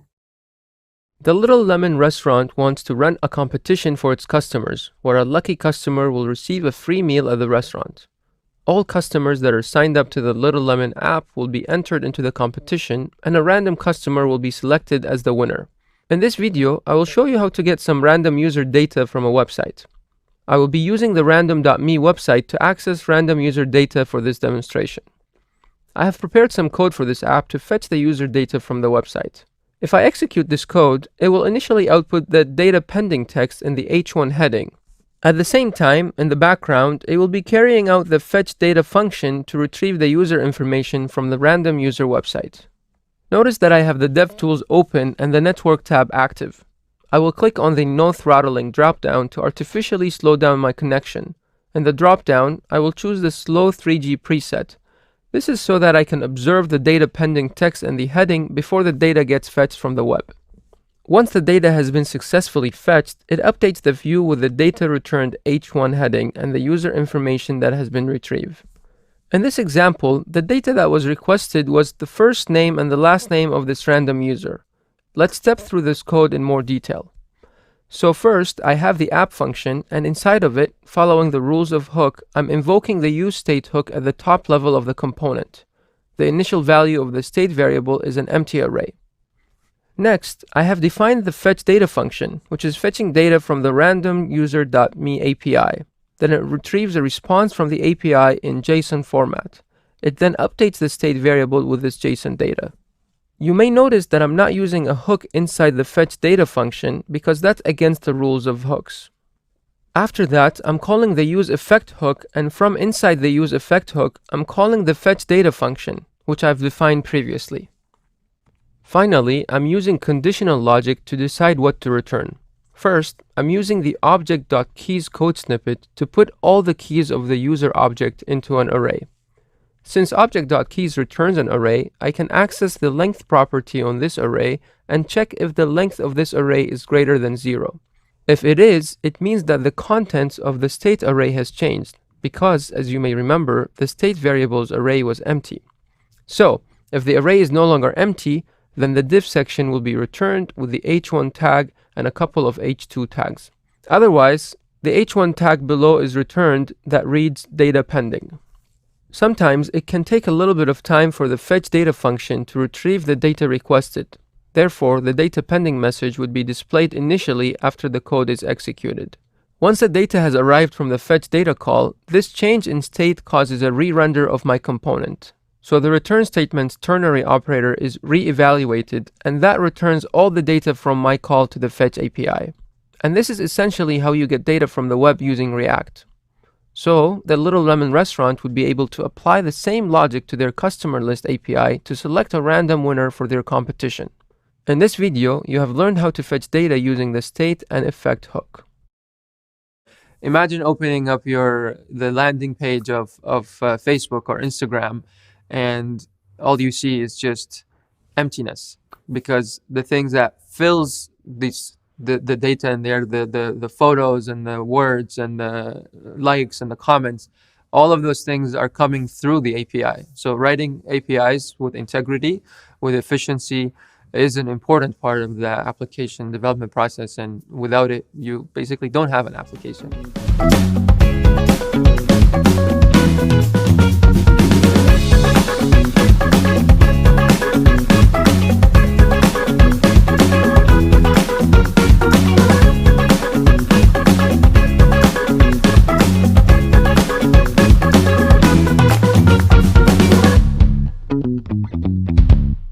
My My name is Murtada. I'm a software engineer at Meta working in the Seattle office. The design process at Meta for APIs usually involves multiple iterations, just in the same way that when we write code, we get our peers and colleagues to review it. We do the same with API. Somebody or a group of people would usually write a document that's a proposal for how the API would be and what the structure is, what the agreements that each part of the application will make with each other. And then that proposal is usually placed forward. Other engineers will review it. They'll leave comments. They'll say, this makes sense. This needs to be changed. This is not good. And then we iterate, we improve it. And then when the API is looking good, it's in the final stage, we then take it to the next step, which is building it. In the building process, the same thing happens. We're going to review the code that is implementing the design that was created. And there are comments and feedback and iterations. And once that's complete, then we have our API ready. Usually the process of developing an API involves engineers on all ends of the spectrum. So we would be talking to the front-end engineers and the back-end engineers and people working in the middle layer in between as well to make sure that the APIs are consistent and make sense across the entire stack. And basically, if you think about APIs, to just simplify it, it's a way to talk to different things. If you have your mobile phone, you have your application and that you're holding in your hand, it has to talk to the server. And so the way it talks to the server is through an API. So if you want to talk to something, you have to establish some kind of understanding. And that understanding is established between the developers in order for it to be built into the application and reflected in the way that the API is designed. There are a few things we look for and follow when we're designing APIs. One of them is ensuring type safety. So type safety is basically a way to ensure that when you're fetching something from the backend, you're going to get what you're expecting. So if you're requesting a photo, that you actually do get a photo, not a video or something else. So that's an important part of designing API to make sure things don't break. A lot of the application failures happen when there's a mismatch in the data where you fetch something, you expect a certain object and you get something else. So that type safety ensures these kind of mistakes or problems are minimized, and it increases the stability of an application when you have that consistent type safety across the stack. One of the things that I usually struggle with when designing API is making it such that it'll work for the future. And there's a little bit of a sweet spot to aim for with this, that we can obsess about wanting to make our APIs very compatible with the future and trying to anticipate how the application will evolve and we're going to need this and that and let's make it in right away. But also sometimes that could be too much. And finding that balance where you think about the future, but not so much such that you're holding yourself back from actually getting the work done. It's just like with everything in life, you try to anticipate, but also you try to also focus on the problem in front of you now and how you can address it effectively. I know APIs can be a little overwhelming at times, so wishing you the best of luck. Take your time to learn them and don't let that overwhelm you or intimidate you. It's okay that when you're looking at APIs, you're going to be venturing into the backend. And so just know that you are taking on more scope and more complexity, and that's going to be good for you because you will become more attractive to employers. You will expand your knowledge. So don't let that intimidate you or hold you back. It's going to be helpful to learn these skills and concepts. The advice that I want to give myself and everybody who's thinking about APIs is to keep it simple. Sometimes we tend to overthink too and try to cram too many things into APIs and try to make it very fancy and very using complicated and complex design patterns.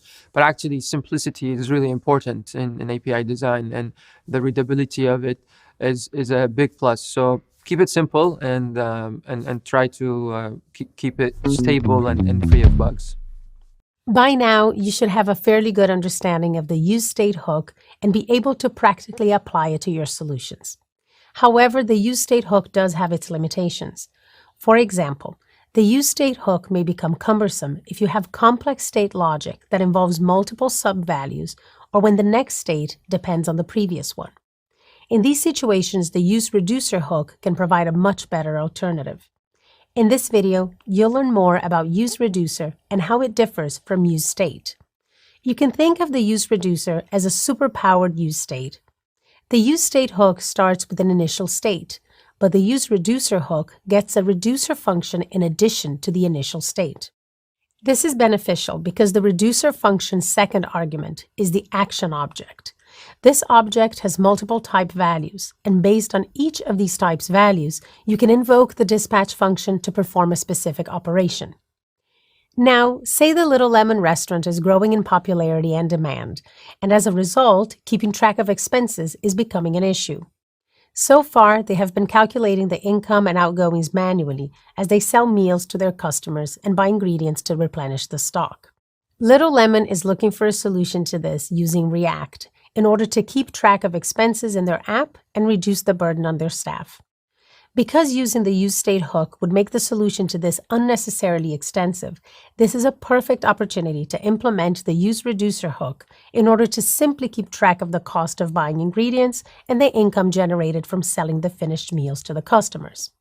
Now, let's explore how to implement the useReducer hook in a code example to reinforce your understanding.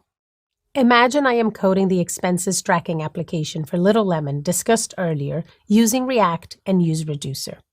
With this app, I can track two actions: the cost of buying ingredients to prepare the meals in the Little Lemon restaurant and the income from selling the finished meals to the customers in the restaurant. For the sake of simplicity, I've only added two actions: buy ingredients and sell meals. The reducer function takes in the previous state and an action and returns the new state. The action type determines the specific action of the reducer. Actions can have any form. By convention, it's common to pass objects with a type property identifying the action. It should include the minimal necessary information that the reducer needs to compute the next state. You can find out more about extracting state logic into a reducer in the additional readings at the end of this lesson. Instead of using setState like the useState hook, you use the dispatch method of the useReducer hook. This accepts an object literal with a single property called type, set to a matching action.type whose behavior is defined inside the reducer function. As I'm already serving this app in the browser, let me demonstrate how it works. When I press the Shopping for Veggies button, the amount in the wallet decreases by 10. And when I press the Serve a Meal to the customer, the amount in the wallet increases by 10. With useReducer, you can define more types, as many as you need. This way, you can easily work with more complex logic in your React apps, something that might be too difficult to rationalize when using useState. To explore this in practice, let's add another action type. I'll name it Celebrity Visit. This action should be triggered when a celebrity visits the restaurant, which brings in $5,000 to the restaurant when it happens. To make this work, I've added another action type to the reducer function, and then another button to trigger it. I'll save my changes and preview the updated app in the browser. There, it's all working as intended. Clicking the Celebrity Visit button increases the wallet amount by $5,000. And it's as simple as that. Now the Little Lemon restaurant will be able to keep track of their expenses so that they have a clear view of how much profit they're making from their business. In this video, you have learned about the useReducer hook, how it differs from the useState hook, and why it can be a beneficial and more efficient solution in certain circumstances. Imagine the owner of Little Lemon would like a search inventory functionality that would focus the cursor into the search input field. In this video, I will demonstrate how to code this specific requirement in a separate app so that you can focus on this particular functionality.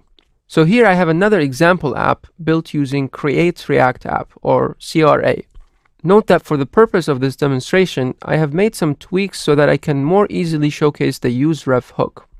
So, my starting app is just a return statement with a fragment, and inside of it, an h1 that reads, using useRef to access the underlying DOM. As I'd like to demonstrate how the useRef hook is used to access the DOM, I will use it to focus the cursor into an input field. So let me start by adding the input field. I will also add a button.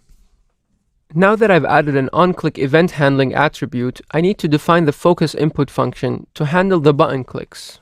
For the sake of simplicity, my click handler only accesses the form input ref object, and then it accesses the focus method on the current property, which exists on the form input ref object. But what is this object and where does it come from? This object is the return value of invoking the useRef hook. So in this update to my function, I'm invoking the React useRef function and I'm saving a ref object, that is the value returned from that function invocation, to a variable named form input ref. I'm then setting the JSX expression of form input ref as the value of the ref attribute on the input element. React will create the input element's DOM node and render it on the screen. This DOM node is assigned as the value of the current property of the ref object. This makes it possible to access the input DOM node and all its properties and values using the syntax form_input_ref.current. Since I want to access the focus function on the input element's DOM node, I'm using the syntax form_input_ref.current.focus. This allows me to move the focus to the input field so that it is ready to be typed into without the user having to click, tap, or tab into it. This is now triggered on a button click. To confirm that this works, I will save all my changes, go to my app being served in the browser, click outside of the input box, and click the focus input button. Great, everything is working as expected. You have just learned about using the useRef hook to hook into the DOM and work with the properties of a specific DOM node that you choose based on the task at hand. Well done. You've reached the end of this module on React hooks and custom hooks. Throughout this module, you've explored hooks in React in depth and covered many important concepts and practical applications that will benefit you as you progress through the course. It's now time to recap the key lessons you've learned and skills you've gained. Your first lesson focused on the useState hook, which is used to work with state in a React component. You explored how to perform array destructuring using the useState hook and update state when using useState through the state updating function, and even how to change state in response to user-generated events like button clicks. You then worked through a detailed demonstration, learning how to use the useState hook within a component, including how to declare, read, and update state. Next, you learned about side effects in relation to another important hook, the useEffect hook. You discovered that side effects make a function impure, with impure functions performing side effects, such as invoking console log, fetch, or the browser's geolocation functionality. In addition to learning about the useEffect hook theoretically, you learned how to use the useEffect hook to perform side effects within functional components and to control when the useEffect function is run using the dependency array through a practical demonstration. Recall that the dependency array determines when the useEffect hook will be invoked. Following the completion of Lesson 1 of this module, you should now be better positioned to work with state in React and to handle side effects in your components. The second lesson of this module focused on the rules of hooks and fetching JSON data from the web.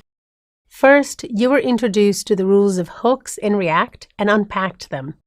These rules are that you should only call hooks from a React component function and at the top level of a React component function, are allowed to call multiple state hooks or effect hooks inside a component, and should make multiple hook calls in the same sequence. Next, in relation to the fetch function, you learned about the delegation of duties in JavaScript referred to as asynchronous JavaScript. You also learned about the fetch function itself, which is a function that looks like it's part of JavaScript, but is actually a way to call a browser API from JavaScript. This led up to the lesson on fetching data using the state and effect hooks. You worked through a demonstration where a call to the fetch API was used to get data from the web using React. Now that you've completed this lesson, you should have greater insight into what happens if a developer doesn't follow the rules of hooks in React and be able to describe how data is fetched in both JavaScript and React. In the third lesson of this module, you learned about the useReducer hook and that it differs from the useState hook because it gets a reducer function in addition to the initial state. You learned that the useReducer hook could be used in cases where the useState hook would be inefficient, such as when you have complex state logic, and how to implement the useReducer hook in your code. You were also introduced to the concept of refs and how they can be used to go beyond the virtual DOM and access the underlying DOM elements, as well as other applications, and had the opportunity to explore coding your own custom hooks. By completing this lesson, you should be able to use the useReducer hook to track state as well as roll out your own hooks in your React apps. You're making excellent progress. Now that you have a solid grasp of working with hooks, it's time to take a deep dive into JSX, which I look forward to guiding you through in the next module. At this point, you may be wondering how to define what JSX actually is, and it may not be entirely clear how React works with JSX to describe a UI and produce a user-friendly and effective app. Well, let's explore these concepts in a bit more detail. In this video, you'll learn how React uses JSX to describe a UI, the differences between components and elements, and the general concepts behind the React declarative model. The Little Lemon restaurant owners have been happy with their original website for a long time, but as they have grown as a business, they now want to add more features, functionality, analytics, and user interactivity. They are noticing that their original website was built in a way that means there are many limitations when it comes to these types of enhancements. After seeking some advice, they have concluded that they should develop an app using JSX and React. They want to understand more about JSX and React so that they can build a rationale into their business plan. So let's get started with JSX. JSX is a syntax extension to JavaScript that React uses to describe what the UI should look like. However, even though JSX looks like HTML, it's essentially a more powerful abstraction that combines both markup and business logic into an entity called a component. So, what is really happening from the moment you write JSX in your render function until React creates the desired assets for your pages? To understand all the steps involved, you need to be introduced to the concept of elements in React. By now, you already have a good understanding of components and how your entire UI is represented by a tree of them. You also know that the final web pages that React produces are nothing more than pure HTML, CSS, and JavaScript. When React analyzes your rendering methods from all your components, it takes the whole JSX tree starting from the root and creates an intermediary representation. This representation is essentially another tree, similar to before, but where each node, instead of being JSX, is a plain object describing a component instance or DOM node and its desired properties. This plain object is what React defines as an element. An element is just a way to represent the final HTML output as a plain object. It consists primarily of two attributes, type and props. Type defines the type of node, such as a button, and props encompasses all the properties the component receives in a single object. Observe how the elements can be nested, as in the button example, via the children property. When React creates the entire element tree starting from the root element specifies all the child elements as the children prop, and each child element does the same thing until it reaches the end of the tree. What is important about this new structure is that both child and parent elements are just descriptions and not actual instances. In other words, they don't refer to anything on the screen when you create them. They're just objects after all. But these objects are easy to traverse and, of course, are simpler than the actual DOM elements. So far, you have been introduced to an example of a tree transformation with simple DOM nodes, like a button. In the element tree, this is specified as the type property. But the type of an element can also be a function corresponding to a React component. Imagine you have created a component to encapsulate the traditional HTML button named Submit button. In this case, the type property of the element will point to the name of the component. This is the fundamental idea of React. Both user-defined components and DOM nodes can be nested and mixed with each other in the element tree. For example, if you were creating a logout process for the Little Lemon restaurant app, you could do this with a logout component in JSX. In this logout component, the JSX would translate to the following tree of elements. That allows you to mix and match components and DOM elements as the type property without worrying about whether Submit button renders to a button, a div, or something else entirely. This keeps components decoupled from each other, expressing their relationships through composition. When React sees an element with a function type, like the submit button, it will know to ask that component what element it renders to with the given props. So React will ask submit button, again, what it renders to, and it will transform that into an element. React will keep repeating this process until it knows the underlying DOM tag elements for every component on the page. Once React finishes the process of identifying all user-defined components from the tree of elements, it will convert them into DOM elements. The result is what is generally known as the virtual DOM, a JavaScript alternative representation of the real DOM. Now, what are the steps involved when there is a new change in your UI? First, React will take all your JSX and produce a new UI representation as a tree of elements. Second, it will compare it with a previous representation that is kept in memory. Third, it will calculate the difference in a tree. Recall that since each node in the tree is a JavaScript object, this diffing operation is very fast. And finally, based on that difference, it will apply the minimum number of changes to the underlying DOM nodes in order to process the update. And that's it. You are probably starting to appreciate the beauty of the React declarative programming model. In this video, you have learned how React uses JSX to describe a UI, the differences between components and elements, and the general concepts behind the React declarative model. You have also seen that React transforms your JSX into an internal tree of elements, which are just JavaScript objects. And it is that lightweight representation that lets React update your UI in a predictable way while being fast enough for high-performance applications. So the interesting thing about performance, it's one of these things that you can make it or break it with just one line of change. I mean, of course, sometimes it's possible that in order to improve a performance, you have to rewrite an entire application and start over. But sometimes small changes make a big difference.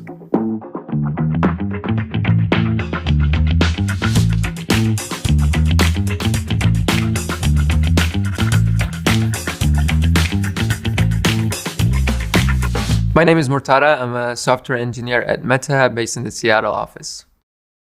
At Meta, we really try to think about the different diversity and the different backgrounds that users come from and what technologies they might be using to access our product. So thinking about performance can make a big difference between gaining a user or losing a user, because if the application is not performing, it's not responsive, it's not fast enough, then people will not use it. So it's a big deal for us to think about performance when we're developing these applications. You know, it's never that our applications are just performant out of the box, and we try to look for the things that can improve their performance.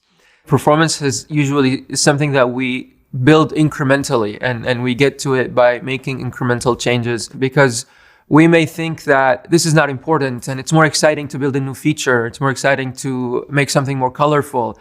And performance is this kind of invisible thing that you may not notice it right away. You may not be able to show it and brag about it, but it's actually really important. And it's an underlying part of the application that without it, you can't really have the applications.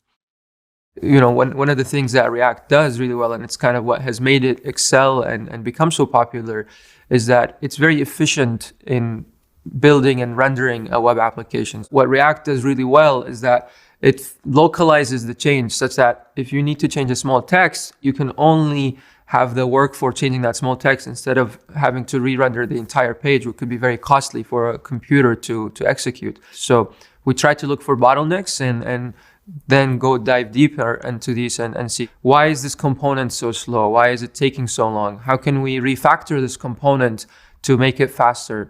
Maybe we can delegate some of the computation to the backend so that we're not incurring this cost on the user and the front end. So the engineers and the product managers and the designers, they all use the application while it's being developed as much as possible to be in the shoes of a user and really feel the experience that they're going through when they're using our applications. And then once there's enough confidence that this application is ready, after checking all the boxes in terms of its performance, its stability, its usability, and as well as completeness, then we release it in an alpha stage where there's a small number of users trying it out so we can get some feedback. And as we gain more and more confidence throughout the feedback cycle, then we crank it up to more users until it's completely released. It's a very important part of the requirements for an application to be performant and usable. And in order to achieve that, there are certain design patterns and well-established approaches that engineers have developed over time that have known to work really well and increase performance of applications. So like using memoization or delegating part of the processing to the backend. So I encourage you to look for those and find ways that you can introduce these design patterns in your application.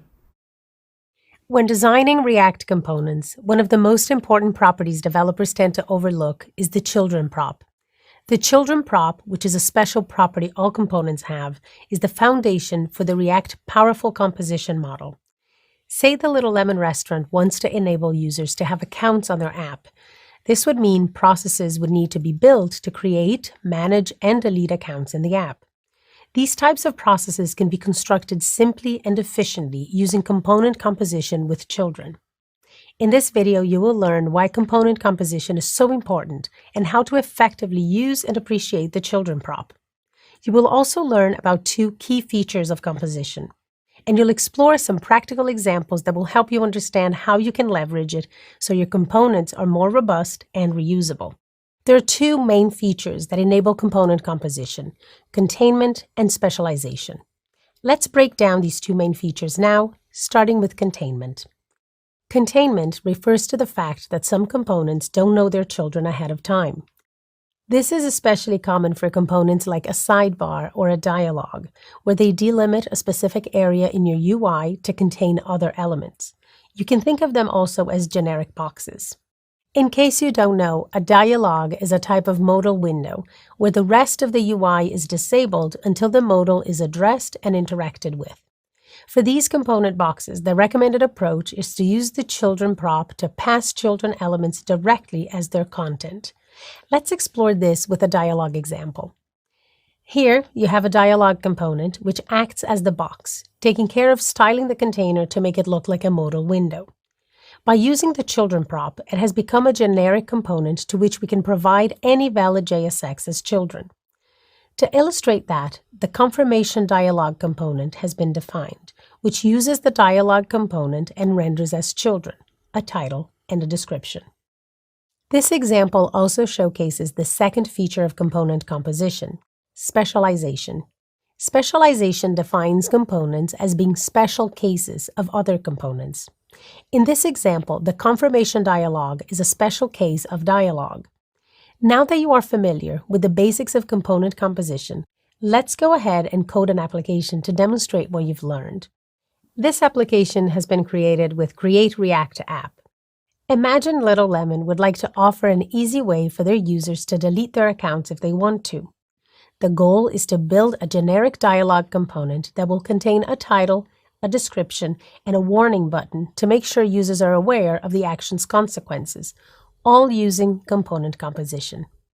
I have already created 2 generic components, a button and an alert. The button uses the children prop to specify its text, and the alert is a generic box that renders an overlay in the background and a white modal in the center of the screen. The children prop determines the content of that modal. The first step is to create a warning button using the specialization feature of component composition. For that, I'll define a new component named delete button, where I'll render the button component and configure its properties to have a red color and the text delete. Then I'll go ahead and render the alert component. As it stands, it's just a generic white box or container. This illustrates the second feature of component composition, which is containment. I can customize the content of the box in any way I would like by just providing JSX as its children. To fulfill the requirements of Little Lemon, I'll create a header titled Delete Account, as well as a paragraph to inform the user about the action. I want to state clearly that they will miss out on the chef's delicious recipes if they delete their account, so I'll reflect that in the description.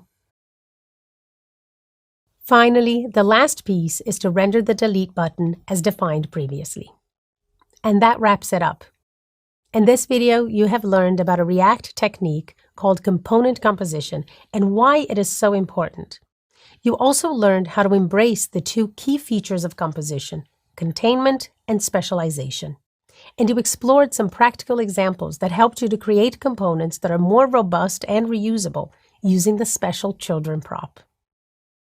React Children is one of the special props all your components have implicitly. That, along with the React composition model, enables a new paradigm of component design. So far, you have discovered how to leverage this special prop in read mode only, meaning that your components consume it as it is provided. But what if I told you that you can go even further and transform your children's elements in any way, shape, or form? To illustrate, say the Little Lemon restaurant wants a way to visualize a summary of live orders as they come in from customers. What would be really useful for the chefs working in the kitchen is to display each customer order in its own separate row, with the name of the dishes, the amount of each dish, the total price, the time of submission, and the full name of the customer.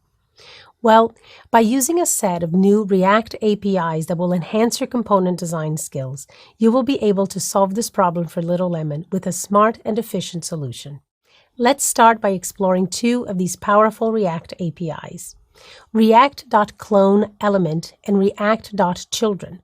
In this video, you'll learn how to use both of these React APIs and how they can be used to manipulate the render output dynamically. Let's explore the first of these APIs, React.clone_element, in more detail. This is part of the React top-level API, and it's used to manipulate and transform elements. Top-level API refers to the way you would import those functions from the React package.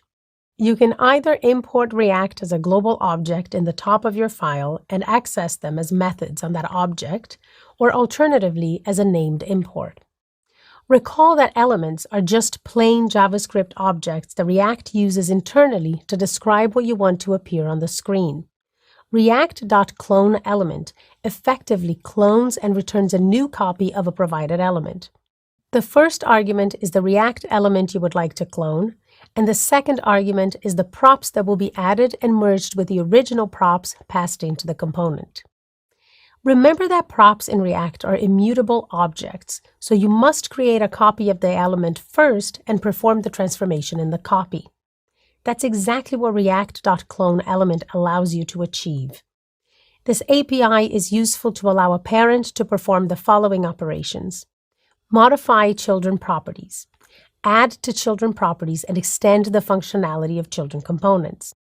For example, you could add another prop dynamically to the submit button element illustrated before. Another important top-level API useful for children manipulation is React.children, which provides utilities for dealing with the props.children data structure. The most important method is the map function. React.children.map is very similar to the map function from arrays and invokes a function in every child contained within its children prop, performing a transformation and returning a new element. Don't worry if those APIs still sound a bit confusing. Let's get into some code to give you a better picture. The Little Lemon restaurant is busy receiving live orders. To visualize a summary of those orders, I have been tasked to display each one of them in a row, having a fixed horizontal spacing between each piece of key information. In this application, there is an order that has been submitted for a client, requesting a pizza margherita. Each order contains the name of the dish, amount, total price, time of submission, and full name of the client. I have created a row component that will handle the separation per item. At the moment, it just returns the children as they are provided, so all the items on screen are cramped with no separation. Let's go ahead and use both React.clone_element and React.children.map as the implementation to solve the separation problem. The first thing I'll do is use the children.map function to iterate through each child.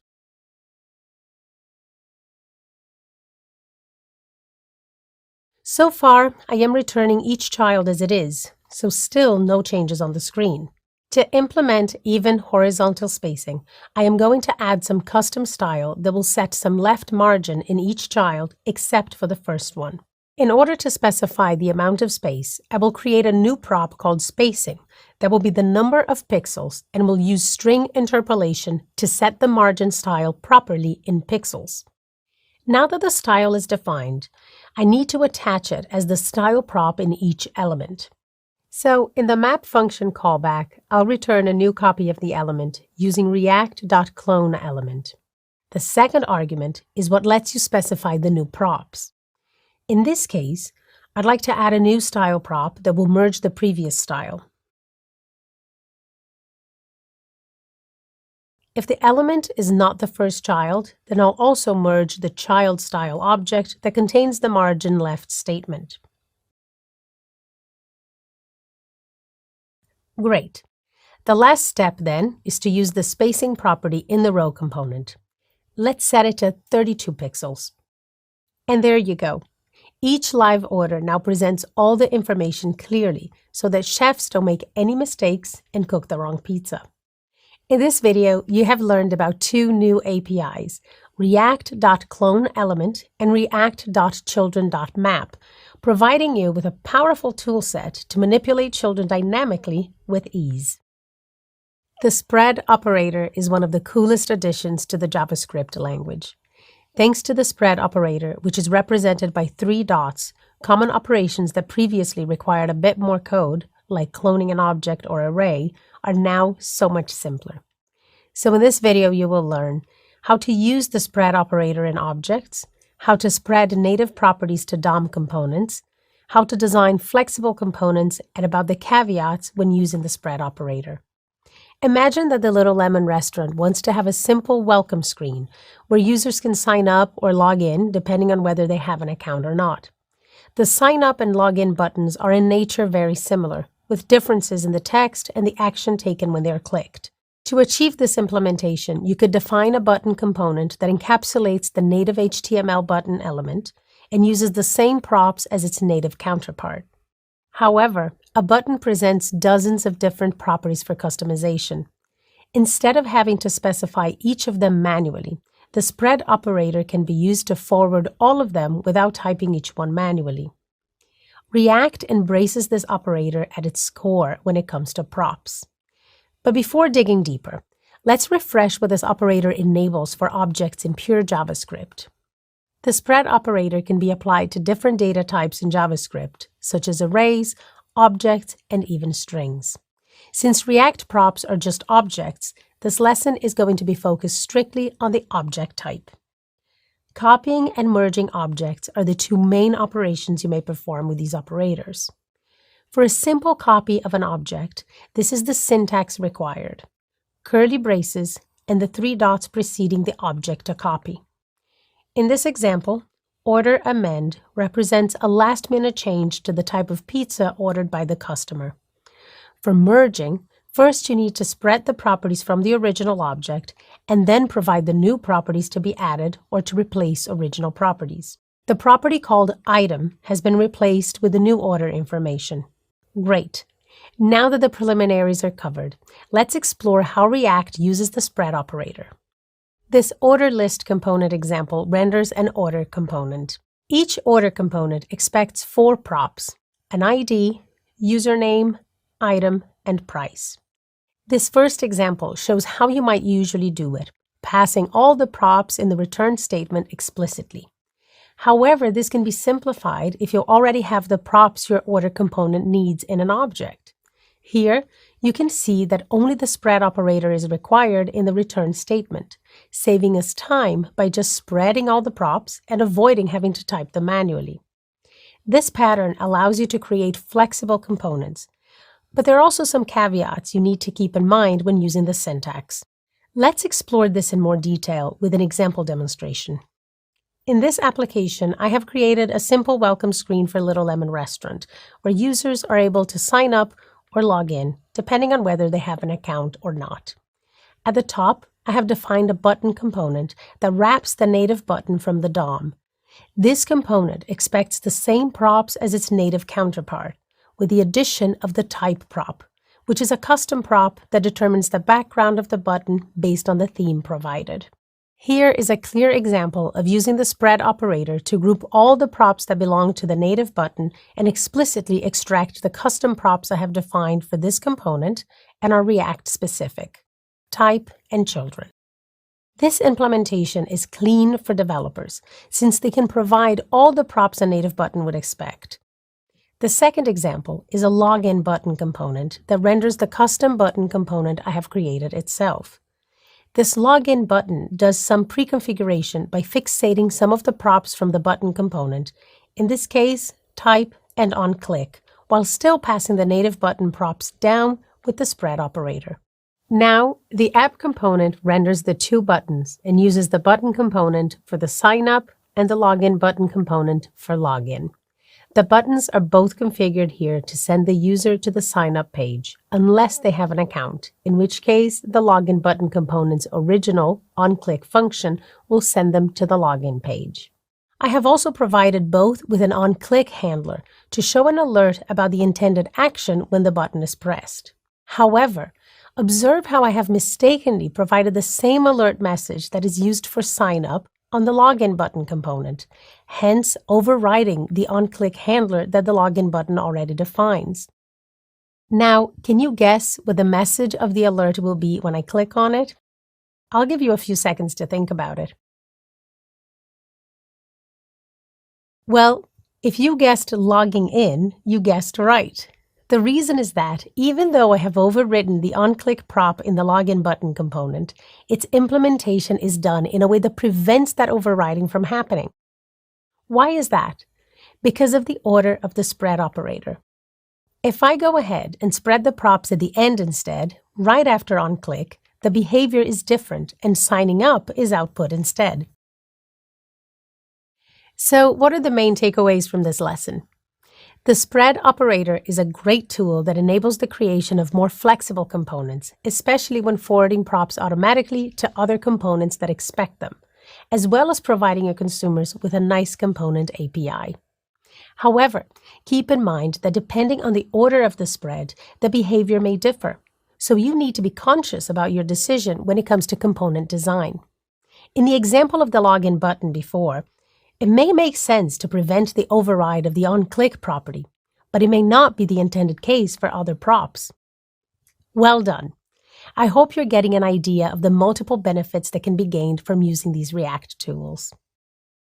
When building React applications, you will find yourself creating some generic functionality that is not related to the application's business logic and that is needed in many places. For example, think about managing different permission roles, handling errors, or even logging. They are all required for any application, but are not necessary from the business point of view. This group of functionality is what falls into the category of cross-cutting concerns. In this video, you are going to learn about cross-cutting concerns and why components, despite being the primary unit of code reuse in React, aren't always a good choice for this kind of logic. You will also discover why new patterns were introduced to solve this problem. Excited to learn more? Well, let's get started. Imagine that you are tasked with building the logic to display a list of live orders for the Little Lemon restaurant app.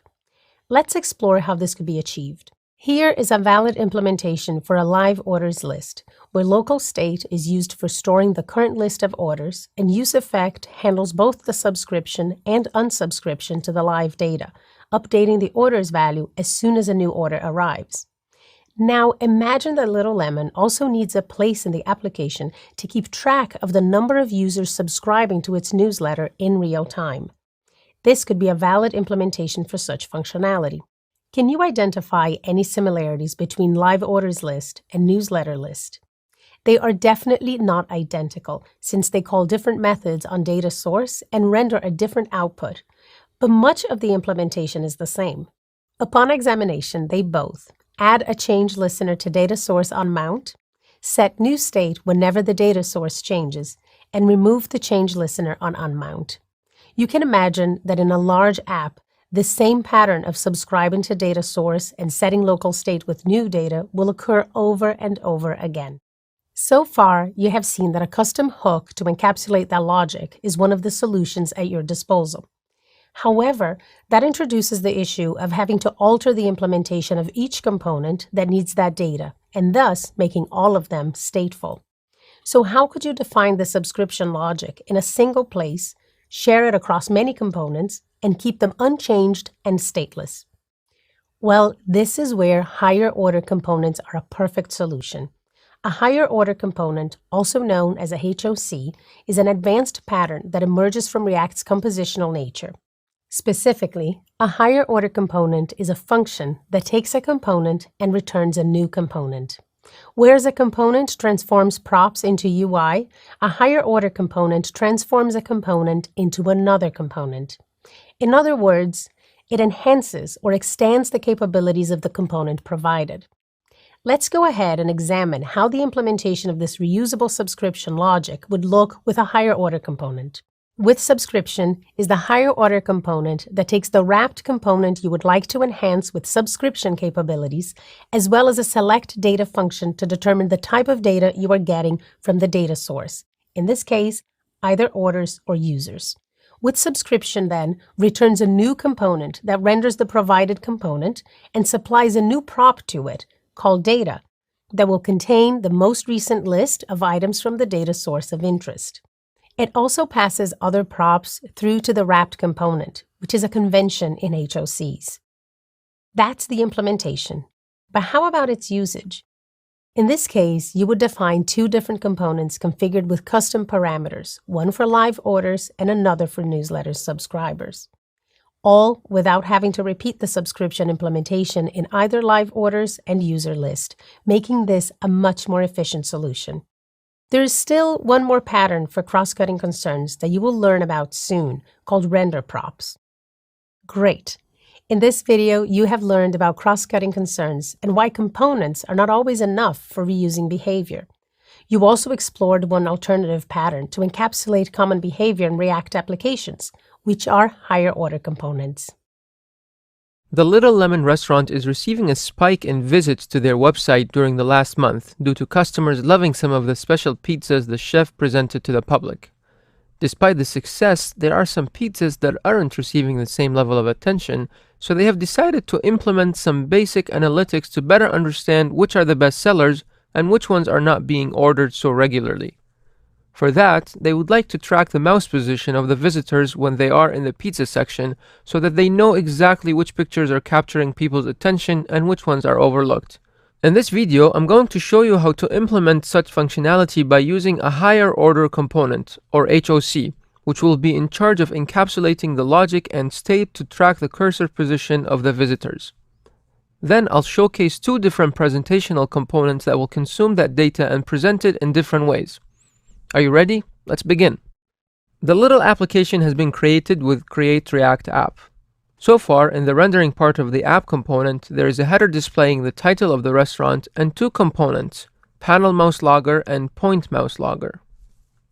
They both expect a mouse position prop and will return null if that prop is not provided. That's why at the moment they don't render anything at all. You could implement the mouse tracking logic in each component, but recall that it would incur code repetition and duplication of the same logic in two different places. That's why the recommended approach is to use one of the techniques that React provides for encapsulating cross-cutting concerns. In this example, I will illustrate how to do this with an HOC. I will call this HOC with mouse position. The with part of the name is a general convention recommended by React since it expresses the enhancing nature of the technique, like providing a component with something else. Recall that an HOC is essentially a function that takes a component and returns a new component. Let's complete the initial scaffold and return a component that will render the wrapped component provided to the function without forgetting to spread the props it receives so that they're passed through. Great. Now to track the position of the cursor, I would need to define a new piece of local state, which I'll call mouse position for the data and set mouse position for the state setter. The initial state will be an object with two properties, x and y, to define the two-dimensional coordinates on the screen, and I will set both to 0. X equals 0 and y equals 0 represents the top left corner of the screen. Next, I would need to set a global listener in the window object for the mouse move event. Since this is a side effect, I need to perform the subscription and unsubscription logic inside useEffect. Let's go ahead and do that. I will add a new event listener for mouse movement to the window object. For the callback, I will name the function handle mouse position change. That for now doesn't do anything. It's important to remove any subscription when your component unmounts. The way to do that is by returning a function from useEffect and then performing any cleanup needed. In this case, I would have to use the window.remove event listener, passing as arguments the mouse move event and the same callback function as before. To complete the logic and set the state with current mouse position, I need to read that information from the browser event object, which is passed as an argument to the callback. That event object contains two properties that define the coordinates, client X and client Y, so I will assign both of them to the corresponding dimension. And finally, the last step to complete the implementation is to set a new prop called mouse position in the wrapped component to pass that information down to all components that are interested in that data. Great, so now that the implementation of the HOC is finished, let's add the last few pieces to display the mouse position on the screen. To enhance the two components previously defined, panel mouse logger and point mouse logger, I will use the HOC to create two new component versions that will be aware of the mouse position data, and I'll call them panel mouse tracker and point mouse tracker respectively. Finally, I will use the enhanced versions in the rendering part of the app component. Amazing! The requirements are now finalized. If I move the cursor around the screen, you can see two different trackers that display the same information in different ways, one as a panel and the one below as a data point. Well, that's the end of this video. Little Lemon Restaurant now uses this solution to track their pizza-loving customers and have discovered that something was affecting the sales of their pizza Diavola. Guess what? After an employee investigated that particular pizza on the app, they noticed that one of the photos was a bit blurry. Thanks to this little tracking application, they have now taken action and uploaded new high-quality photos, so the next time a customer is exploring the menu, they won't miss the pizza Diavola. So far, you have learned about a technique called higher order components that is used to encapsulate common functionality. But it's not the only one available to you. For example, you can choose between different eating utensils depending on the type of food you're eating. Some chopsticks for your favorite sushi dish, or a fork for a delicious carbonara. But there's nothing wrong with using a fork for eating sushi. After all, not everyone has learned how to use chopsticks, and it's the tool that makes the job easier that matters. Well, this is also the case when it comes to code reusability. There are several tools you can use to share code between React components, and in this video, you are going to be introduced to a new one, the render props pattern. Say the Little Lemon Restaurant is looking for a way to keep count of all the items it has on the menu. They would like to display this information in the application so they know when they need to replenish stock and to make it easier for customers to see what is or isn't available at any given time. That information is stored on a server, so we would have to be fetched first prior to displaying it. There are various ways to define the fetching logic, like a higher order component. However, render props is also a powerful technique you can leverage to reuse common code. The render props technique is so appropriately named that it's almost self-explanatory. It's about using a prop called render with a particular attribute that it has to be a function. To be more precise, a component with a render prop takes a function that returns a React element and calls that function inside its render logic. For example, a meal provider component could use this pattern. If you remember, a higher order component enhanced a component by providing new props into it. With render props, however, the new props are injected dynamically as the parameter of the function. You may already have recognized some similarities between the two. The end goal is the same, to enhance components without modifying their original implementation. The way in which they inject those new props or enhancements is what differs. To better illustrate this point, let's explore an application that showcases the implementation of a component that uses a render prop. In this example, the Little Lemon Restaurant would like to keep a count of all the desserts and drinks that it has on the menu. That information will need to be fetched from a server that they control and displayed in the application with a single piece of text. The logic for fetching data is one example of a cross-cutting concern. Multiple components may depend on data that lives somewhere else, but you don't want to implement the same fetching logic over and over in every component that needs it, right? This is a good place to use the render props pattern to abstract this functionality. To showcase how it works, I have created a component called DataFetcher, whose only purpose is to fetch data based on a URL. This is one of its props. But it's the second one that should catch your attention, and that's the render prop. I'm not fetching real data in this example, but I have created a mock if-else statement that will return either a list of all desserts or drinks available based on the URL path. As usual, this fetching logic is a side effect that should be placed inside useEffect. Finally, let's move to the return statement. This is the unusual part. The component is returning the result of calling the render function and has no other rendering business. This is what makes it very flexible. Data fetcher only has one purpose, fetching data. And the way they receive it is via the argument in the render function, which is the local state used to store the list of desserts or drinks. It's then up to the developers to decide how they would like to present that data on the screen. Finally, let's explore the two presentational components I have defined to show the number of desserts and drinks available in the menu. The desserts count component uses a particular endpoint to fetch desserts and uses a paragraph element as the render prop, displaying the number of desserts as a single text. The same applies to the drinks count component, with the difference being that it utilizes another URL and instead shows a header element reflecting the number of drinks. Finally, the app component renders both of them, and the results are displayed on the screen. You have learned about another technique you can use in addition to higher order components, which is the render props pattern. Hopefully, now that Lululemon keeps a live count of drinks, they can replenish their fridge with your favorite refreshments. As the developer for Lululemon's restaurant application, how could you guarantee that the app you created works as intended? Well, you may choose to rely on your methodical ability to manually interact with all the different parts of the application yourself, ensuring the app is fully functional.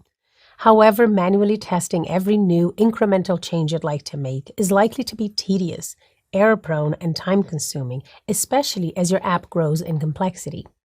That's where automation tests come in. So in this video, you will learn how to write tests properly for your React components. You will achieve this by exploring why testing is important and best practices when creating tests, being introduced to the tools Jest and React testing library for structuring your tests, as well as working through a practical example of testing a component using these tools. Just like factories perform testing of the products they build to ensure that they work as expected, developers need to do the same with their code. A well-designed suite of automation tests is particularly effective in allowing you to discover defects or bugs before delivery to the client. In doing so, testing is important for guaranteeing the quality of the software you develop. Further, by catching bugs before they find their way into a live application, testing reduces the number of user complaints and can ultimately save an organization time and money. Now that you have an idea of why testing is important, what are the best practices you need to keep in mind when writing your tests? The first is that your tests need to avoid including implementation details of your components. React is just a tool, and your final users will have no notion that React exists at all. So rather than dealing with instances of rendered React components, your tests should work with actual DOM nodes. Secondly, the more your tests resemble the way your software is used, the more confidence they can give you. Finally, you also want your tests to be maintainable in the long run. So, as long as you're not changing functionality, any changes in the implementation of the component won't break your tests and slow you and your team down. Now, let's explore the two tools that React endorses to structure your tests, Jest and the React testing library. Jest is a JavaScript test runner that lets you access an artificial DOM called JS-DOM. While JS-DOM is only an approximation of how the browser works, it is often good enough for testing React components. Jest provides a good iteration speed combined with powerful features like mocking modules, so you can have more control over how the code executes. Recall that mocking refers to something made as an imitation and enables you to replace complex functions from your code with others that are simpler and simulate the same behavior. Mocking features can be used to make sure that your unit testing is standalone. If you'd like to revisit the concept of mocking in greater depth, you can check out the additional resources at the end of this lesson. The second tool is React Testing Library, which is a set of utilities that let you test React components without relying on their implementation details. React Testing Library has been designed to fulfill all the best practices highlighted before, so that you get a well-configured testing environment out of the box and are able to focus on the business logic your tests need to run assertions on. With the theory covered, let's go ahead and implement a test from scratch using Jest and React Testing Library. When you start a new project with Create React App, you already get both Jest and React Testing Library pre-installed by default. Plus, both tools are already pre-configured, and there is an example test file in your root folder called app.test.js.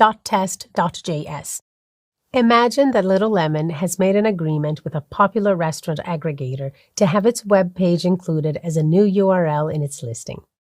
In the app.js file, the app component renders a link in the page that points to Little Lemon's web page. Let's go through the test I created to automatically verify that the link is always present. The first thing I need to do is to import both render and screen from the React Testing Library. The render function is used to render the component you would like to test and perform assertions against. Because querying the entire document.body is very common, React Testing Library also exports a screen object, which is a reference to that object and has every query pre-bound to it, meaning that it will automatically ask the whole document when running a search. Now, to wrap the test scenario, Jest provides the global test function, which takes a text description as the first argument and a function to compose all the steps your test needs to go through as a second argument. This function does not need to be imported, since Jest injects it automatically in all your test files. The first step is to render the app component in the artificial DOM environment. Secondly, I use the screen object to create a query against the document.body. In this case, I am using the getByText utility to ask the body tag of the document if it can find an element inside with a string called Little Lemon Restaurant and store the result of that finding in the link element object. If the search is successful, getByText will return the found element. Otherwise, it will return null. Finally, to complete the test, I perform an assertion asking whether the link element from the query above is present in the document, meaning whether it's currently visible on the screen. For that, the global expect function is used. This is another utility that Jest incorporates globally without the need for an explicit import. The expect function receives the result of a query and appends a specific matcher. In this example, the matcher refers to an element visible in the whole document. If I run the test, it fails. Okay. Let's check the output logs to try to understand what has gone wrong. It states that it was unable to find an element with the text Little Lemon Restaurant. Interesting. Let's go ahead and check the app.js component again. Aha! I had made a mistake and typed orange instead of lemon, something that the test was able to catch. That's exactly what you want to see when a failure occurs. Also, you might have noticed how straightforward it is to write your test assertions. Everything you see in code translates nicely to how a real user would interact with your app and responds with the behavior that you would expect. Let's run the test again now that the issue is fixed. Great! The test passes and Little Lemon's online exposure is about to grow even more. In addition to the importance of testing and testing best practices, you have now learned how to test your React components using Jest and the React Test Library. Stay tuned, because soon you will discover how easy it is to write more complex tests. Imagine that the Little Lemon restaurant started receiving a few bad reviews from its customers.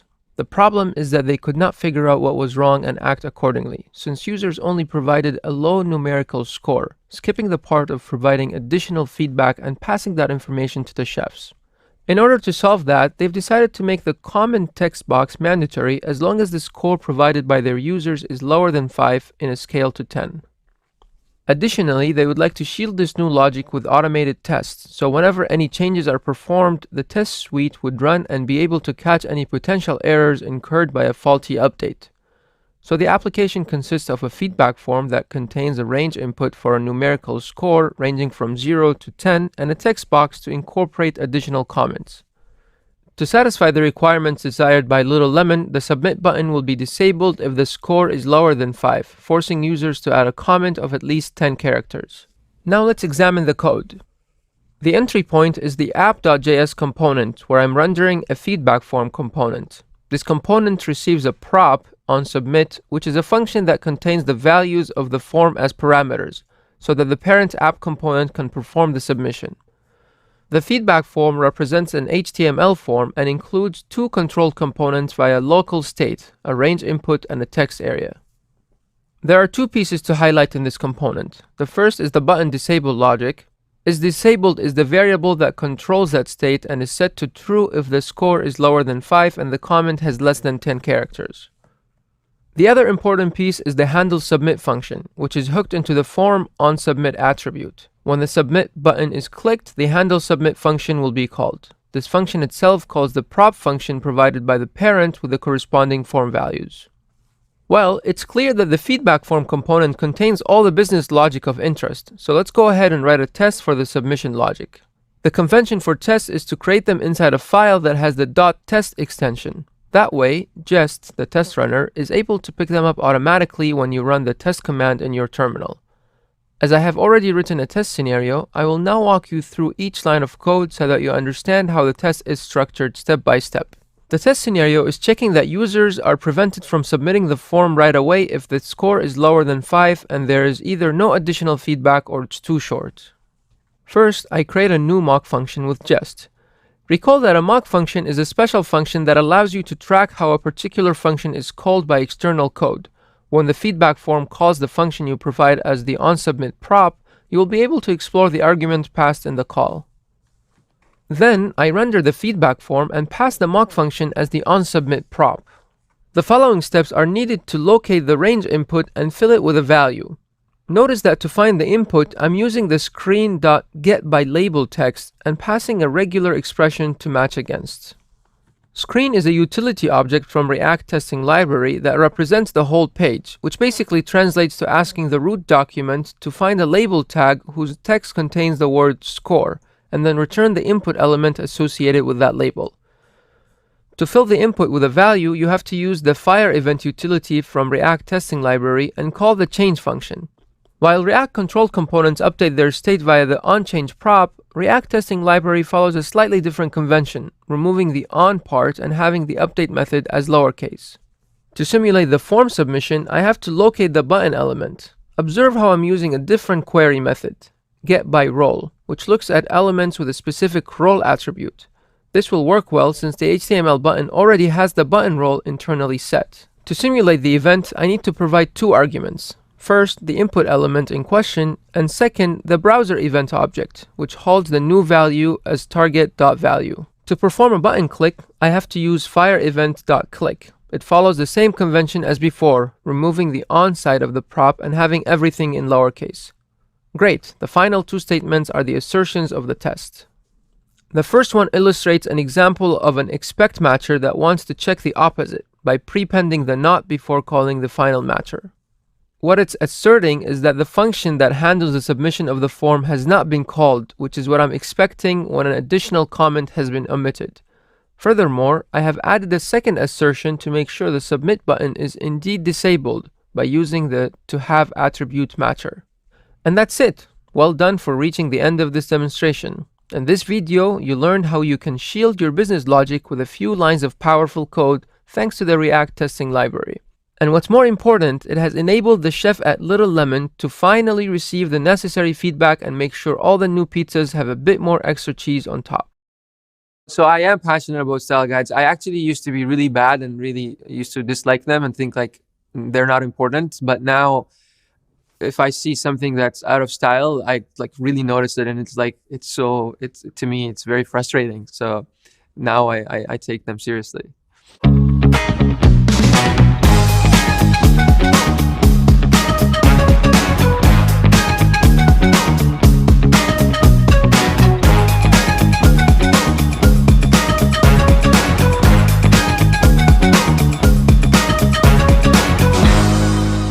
My name is Murtada. I'm a software engineer at Meta based in the Seattle office.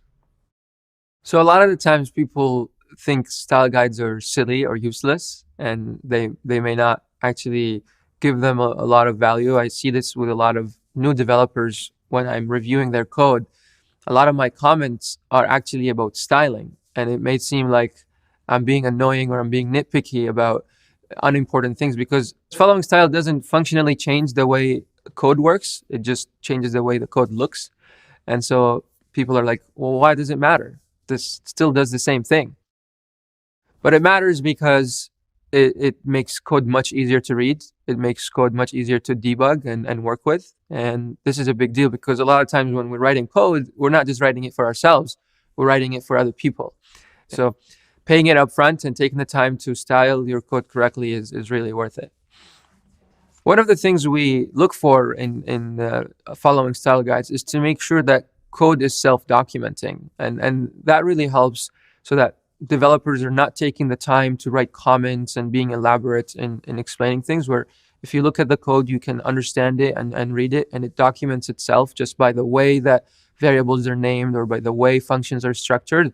And that's really important because it removes the burden from the developer to write documentation, and it also removes the burden from other developers to read the documentation. It also makes it easier to fix problems when somebody new is looking at the code. And a lot of the times we write code and then we don't keep writing it or improving it or maintaining it. Somebody else comes. And so it's a service to the people that come after us that we write code in a clean, well-styled way so that when they look at it, they're actually able to understand it easily. At Meta, we have a team or a bunch of teams that are kind of the owners of setting the style guides to make sure the company is following similar or consistent guides across the different code bases.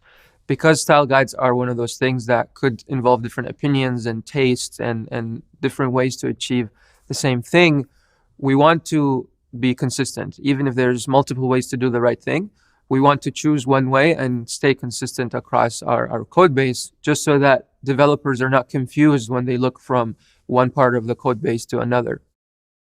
Everyone at Meta is using or following the style guides that are created and managed by the teams responsible for them. So I'm an engineer developer, and I'm daily following and using these style guides just like everybody else in the company who's writing code.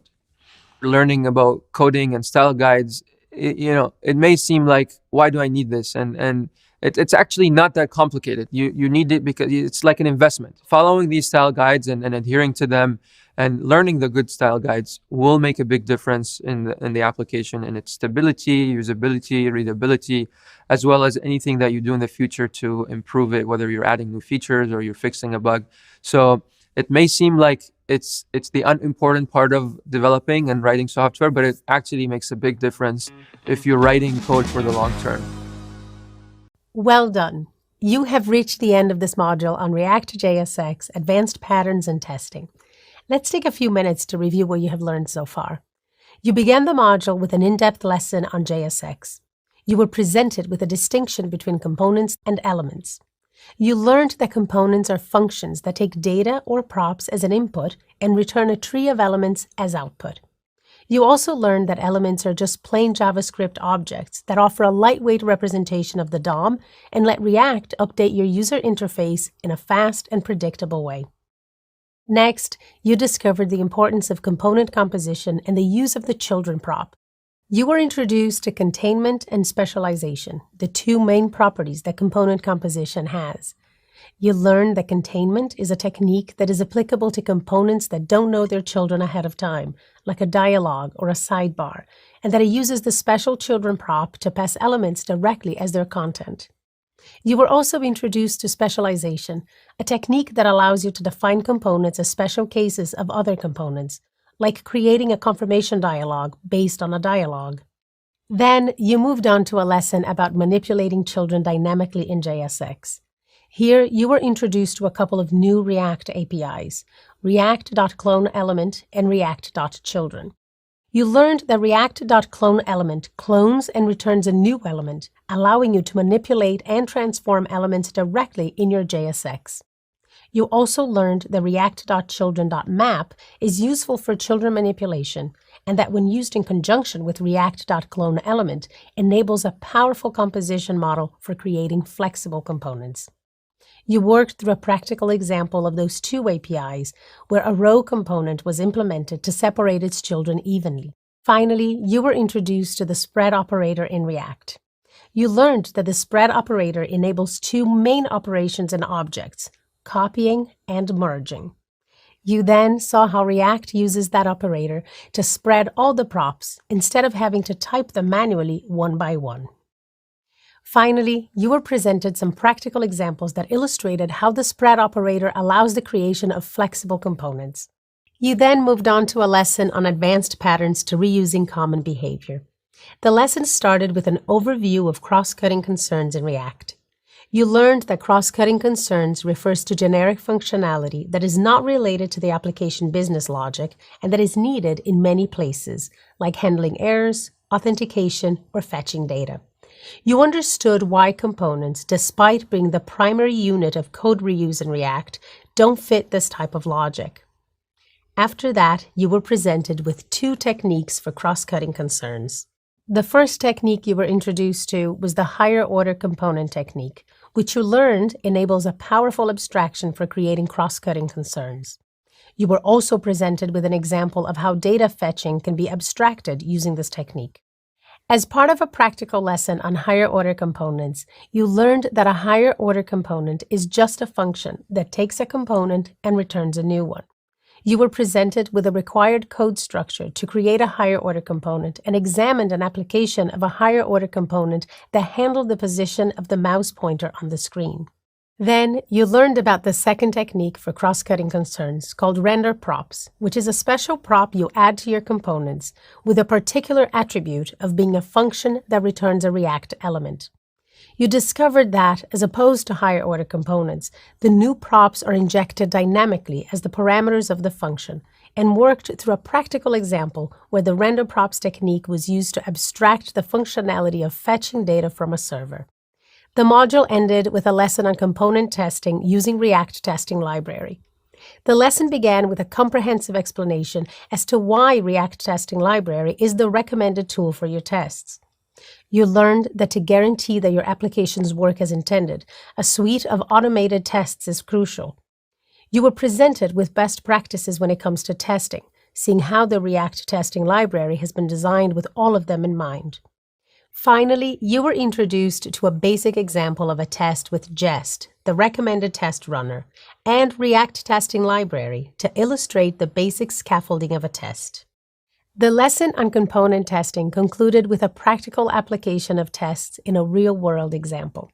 With this, you learned how well-designed tests can catch errors in your code, providing you with the necessary context to fix them. You also discovered a more complex application that can be easily tested with a few lines of code. Then you were presented with several APIs from React Testing Library, like screen-to-query on the global document and different query types, like querying by text or querying by role. Lastly, you learned about different matchers for your expectations and assertions, like to have been called for mock functions and to have attribute for attributes in your elements. Fantastic work! Congrats for getting to this point in the course. It's time to use everything you have learned so far and build some amazing applications. In this course, you learned about advanced React. Let's take a few moments to recap the key topics that you learned about. In the opening module, you received an overview of components. During the first lesson, you received an introduction to the course. You discovered how to set up a project in VS Code, and you learned how to make the most of the content in this course to ensure that you succeed in your goals. You then moved on to the next lesson, in which you learned how to render lists in React. In this lesson, you learned how to transform and render list components, create a basic list component, and you learned about keys within list components in React. In the next lesson, you explored forms in React. First, you learned about the differences between controlled and uncontrolled components. Next, you discovered how to create a controlled form component in React, and then had a chance to test your skills by creating your own registration form. In the last lesson, You learned about React context. You explored props and state and how they relate to context. You also learned how re-rendering works with context, and you applied your knowledge to create a light, dark theme switcher. Next, you began the second module, which covered all the common hooks in React and how to build custom hooks. In the first lesson of this module, you got started with hooks. You learned how to implement the useState hook to work with complex data and applied this knowledge to manage state within a component. You also learned about side effects and the useEffect hook. In the next lesson, you moved on to the rules of hooks and fetching data with hooks. You discovered the essential rules of hooks and how to use them effectively in your solutions. You also gained an in-depth explanation on how to fetch data using hooks and tested your skills in fetching data in a practical exercise. In the final lesson of the module, you enhanced your knowledge and skills with advanced hooks. You learned about the benefits of the useReducer hook and how it differs from useState, and how to access the underlying DOM with useRef. You then built your own custom hook, usePrevious. In the third module, you explored JSX in more detail and how to test your solutions. In the first lesson, you took a deep dive into JSX. You gained a more detailed overview of JSX, components, and elements. Next, you explored component composition with children, with its two key features, containment and specialization, and how to dynamically manipulate children in JSX. You had the opportunity to apply your new skills when building a radio group component and were introduced to spread attributes in JSX. In the next lesson, you focused on reusing behavior. You learned about cross-cutting concerns in React and explored higher-order components and how they're used to great effect. You also learned about a specific HOC called render props and used render props to implement scroller position tracking in a solution. In the final lesson of this module, you were introduced to integration tests with React Testing Library. You discovered Jest and the React Testing Library. You wrote test scenarios for a form and were introduced to continuous integration. You've reached the end of this course recap. It's now time to try out what you've learned in the graded assessment. Good luck. You've reached the end of this advanced React course. You've worked hard to get here and developed a lot of new skills along the way.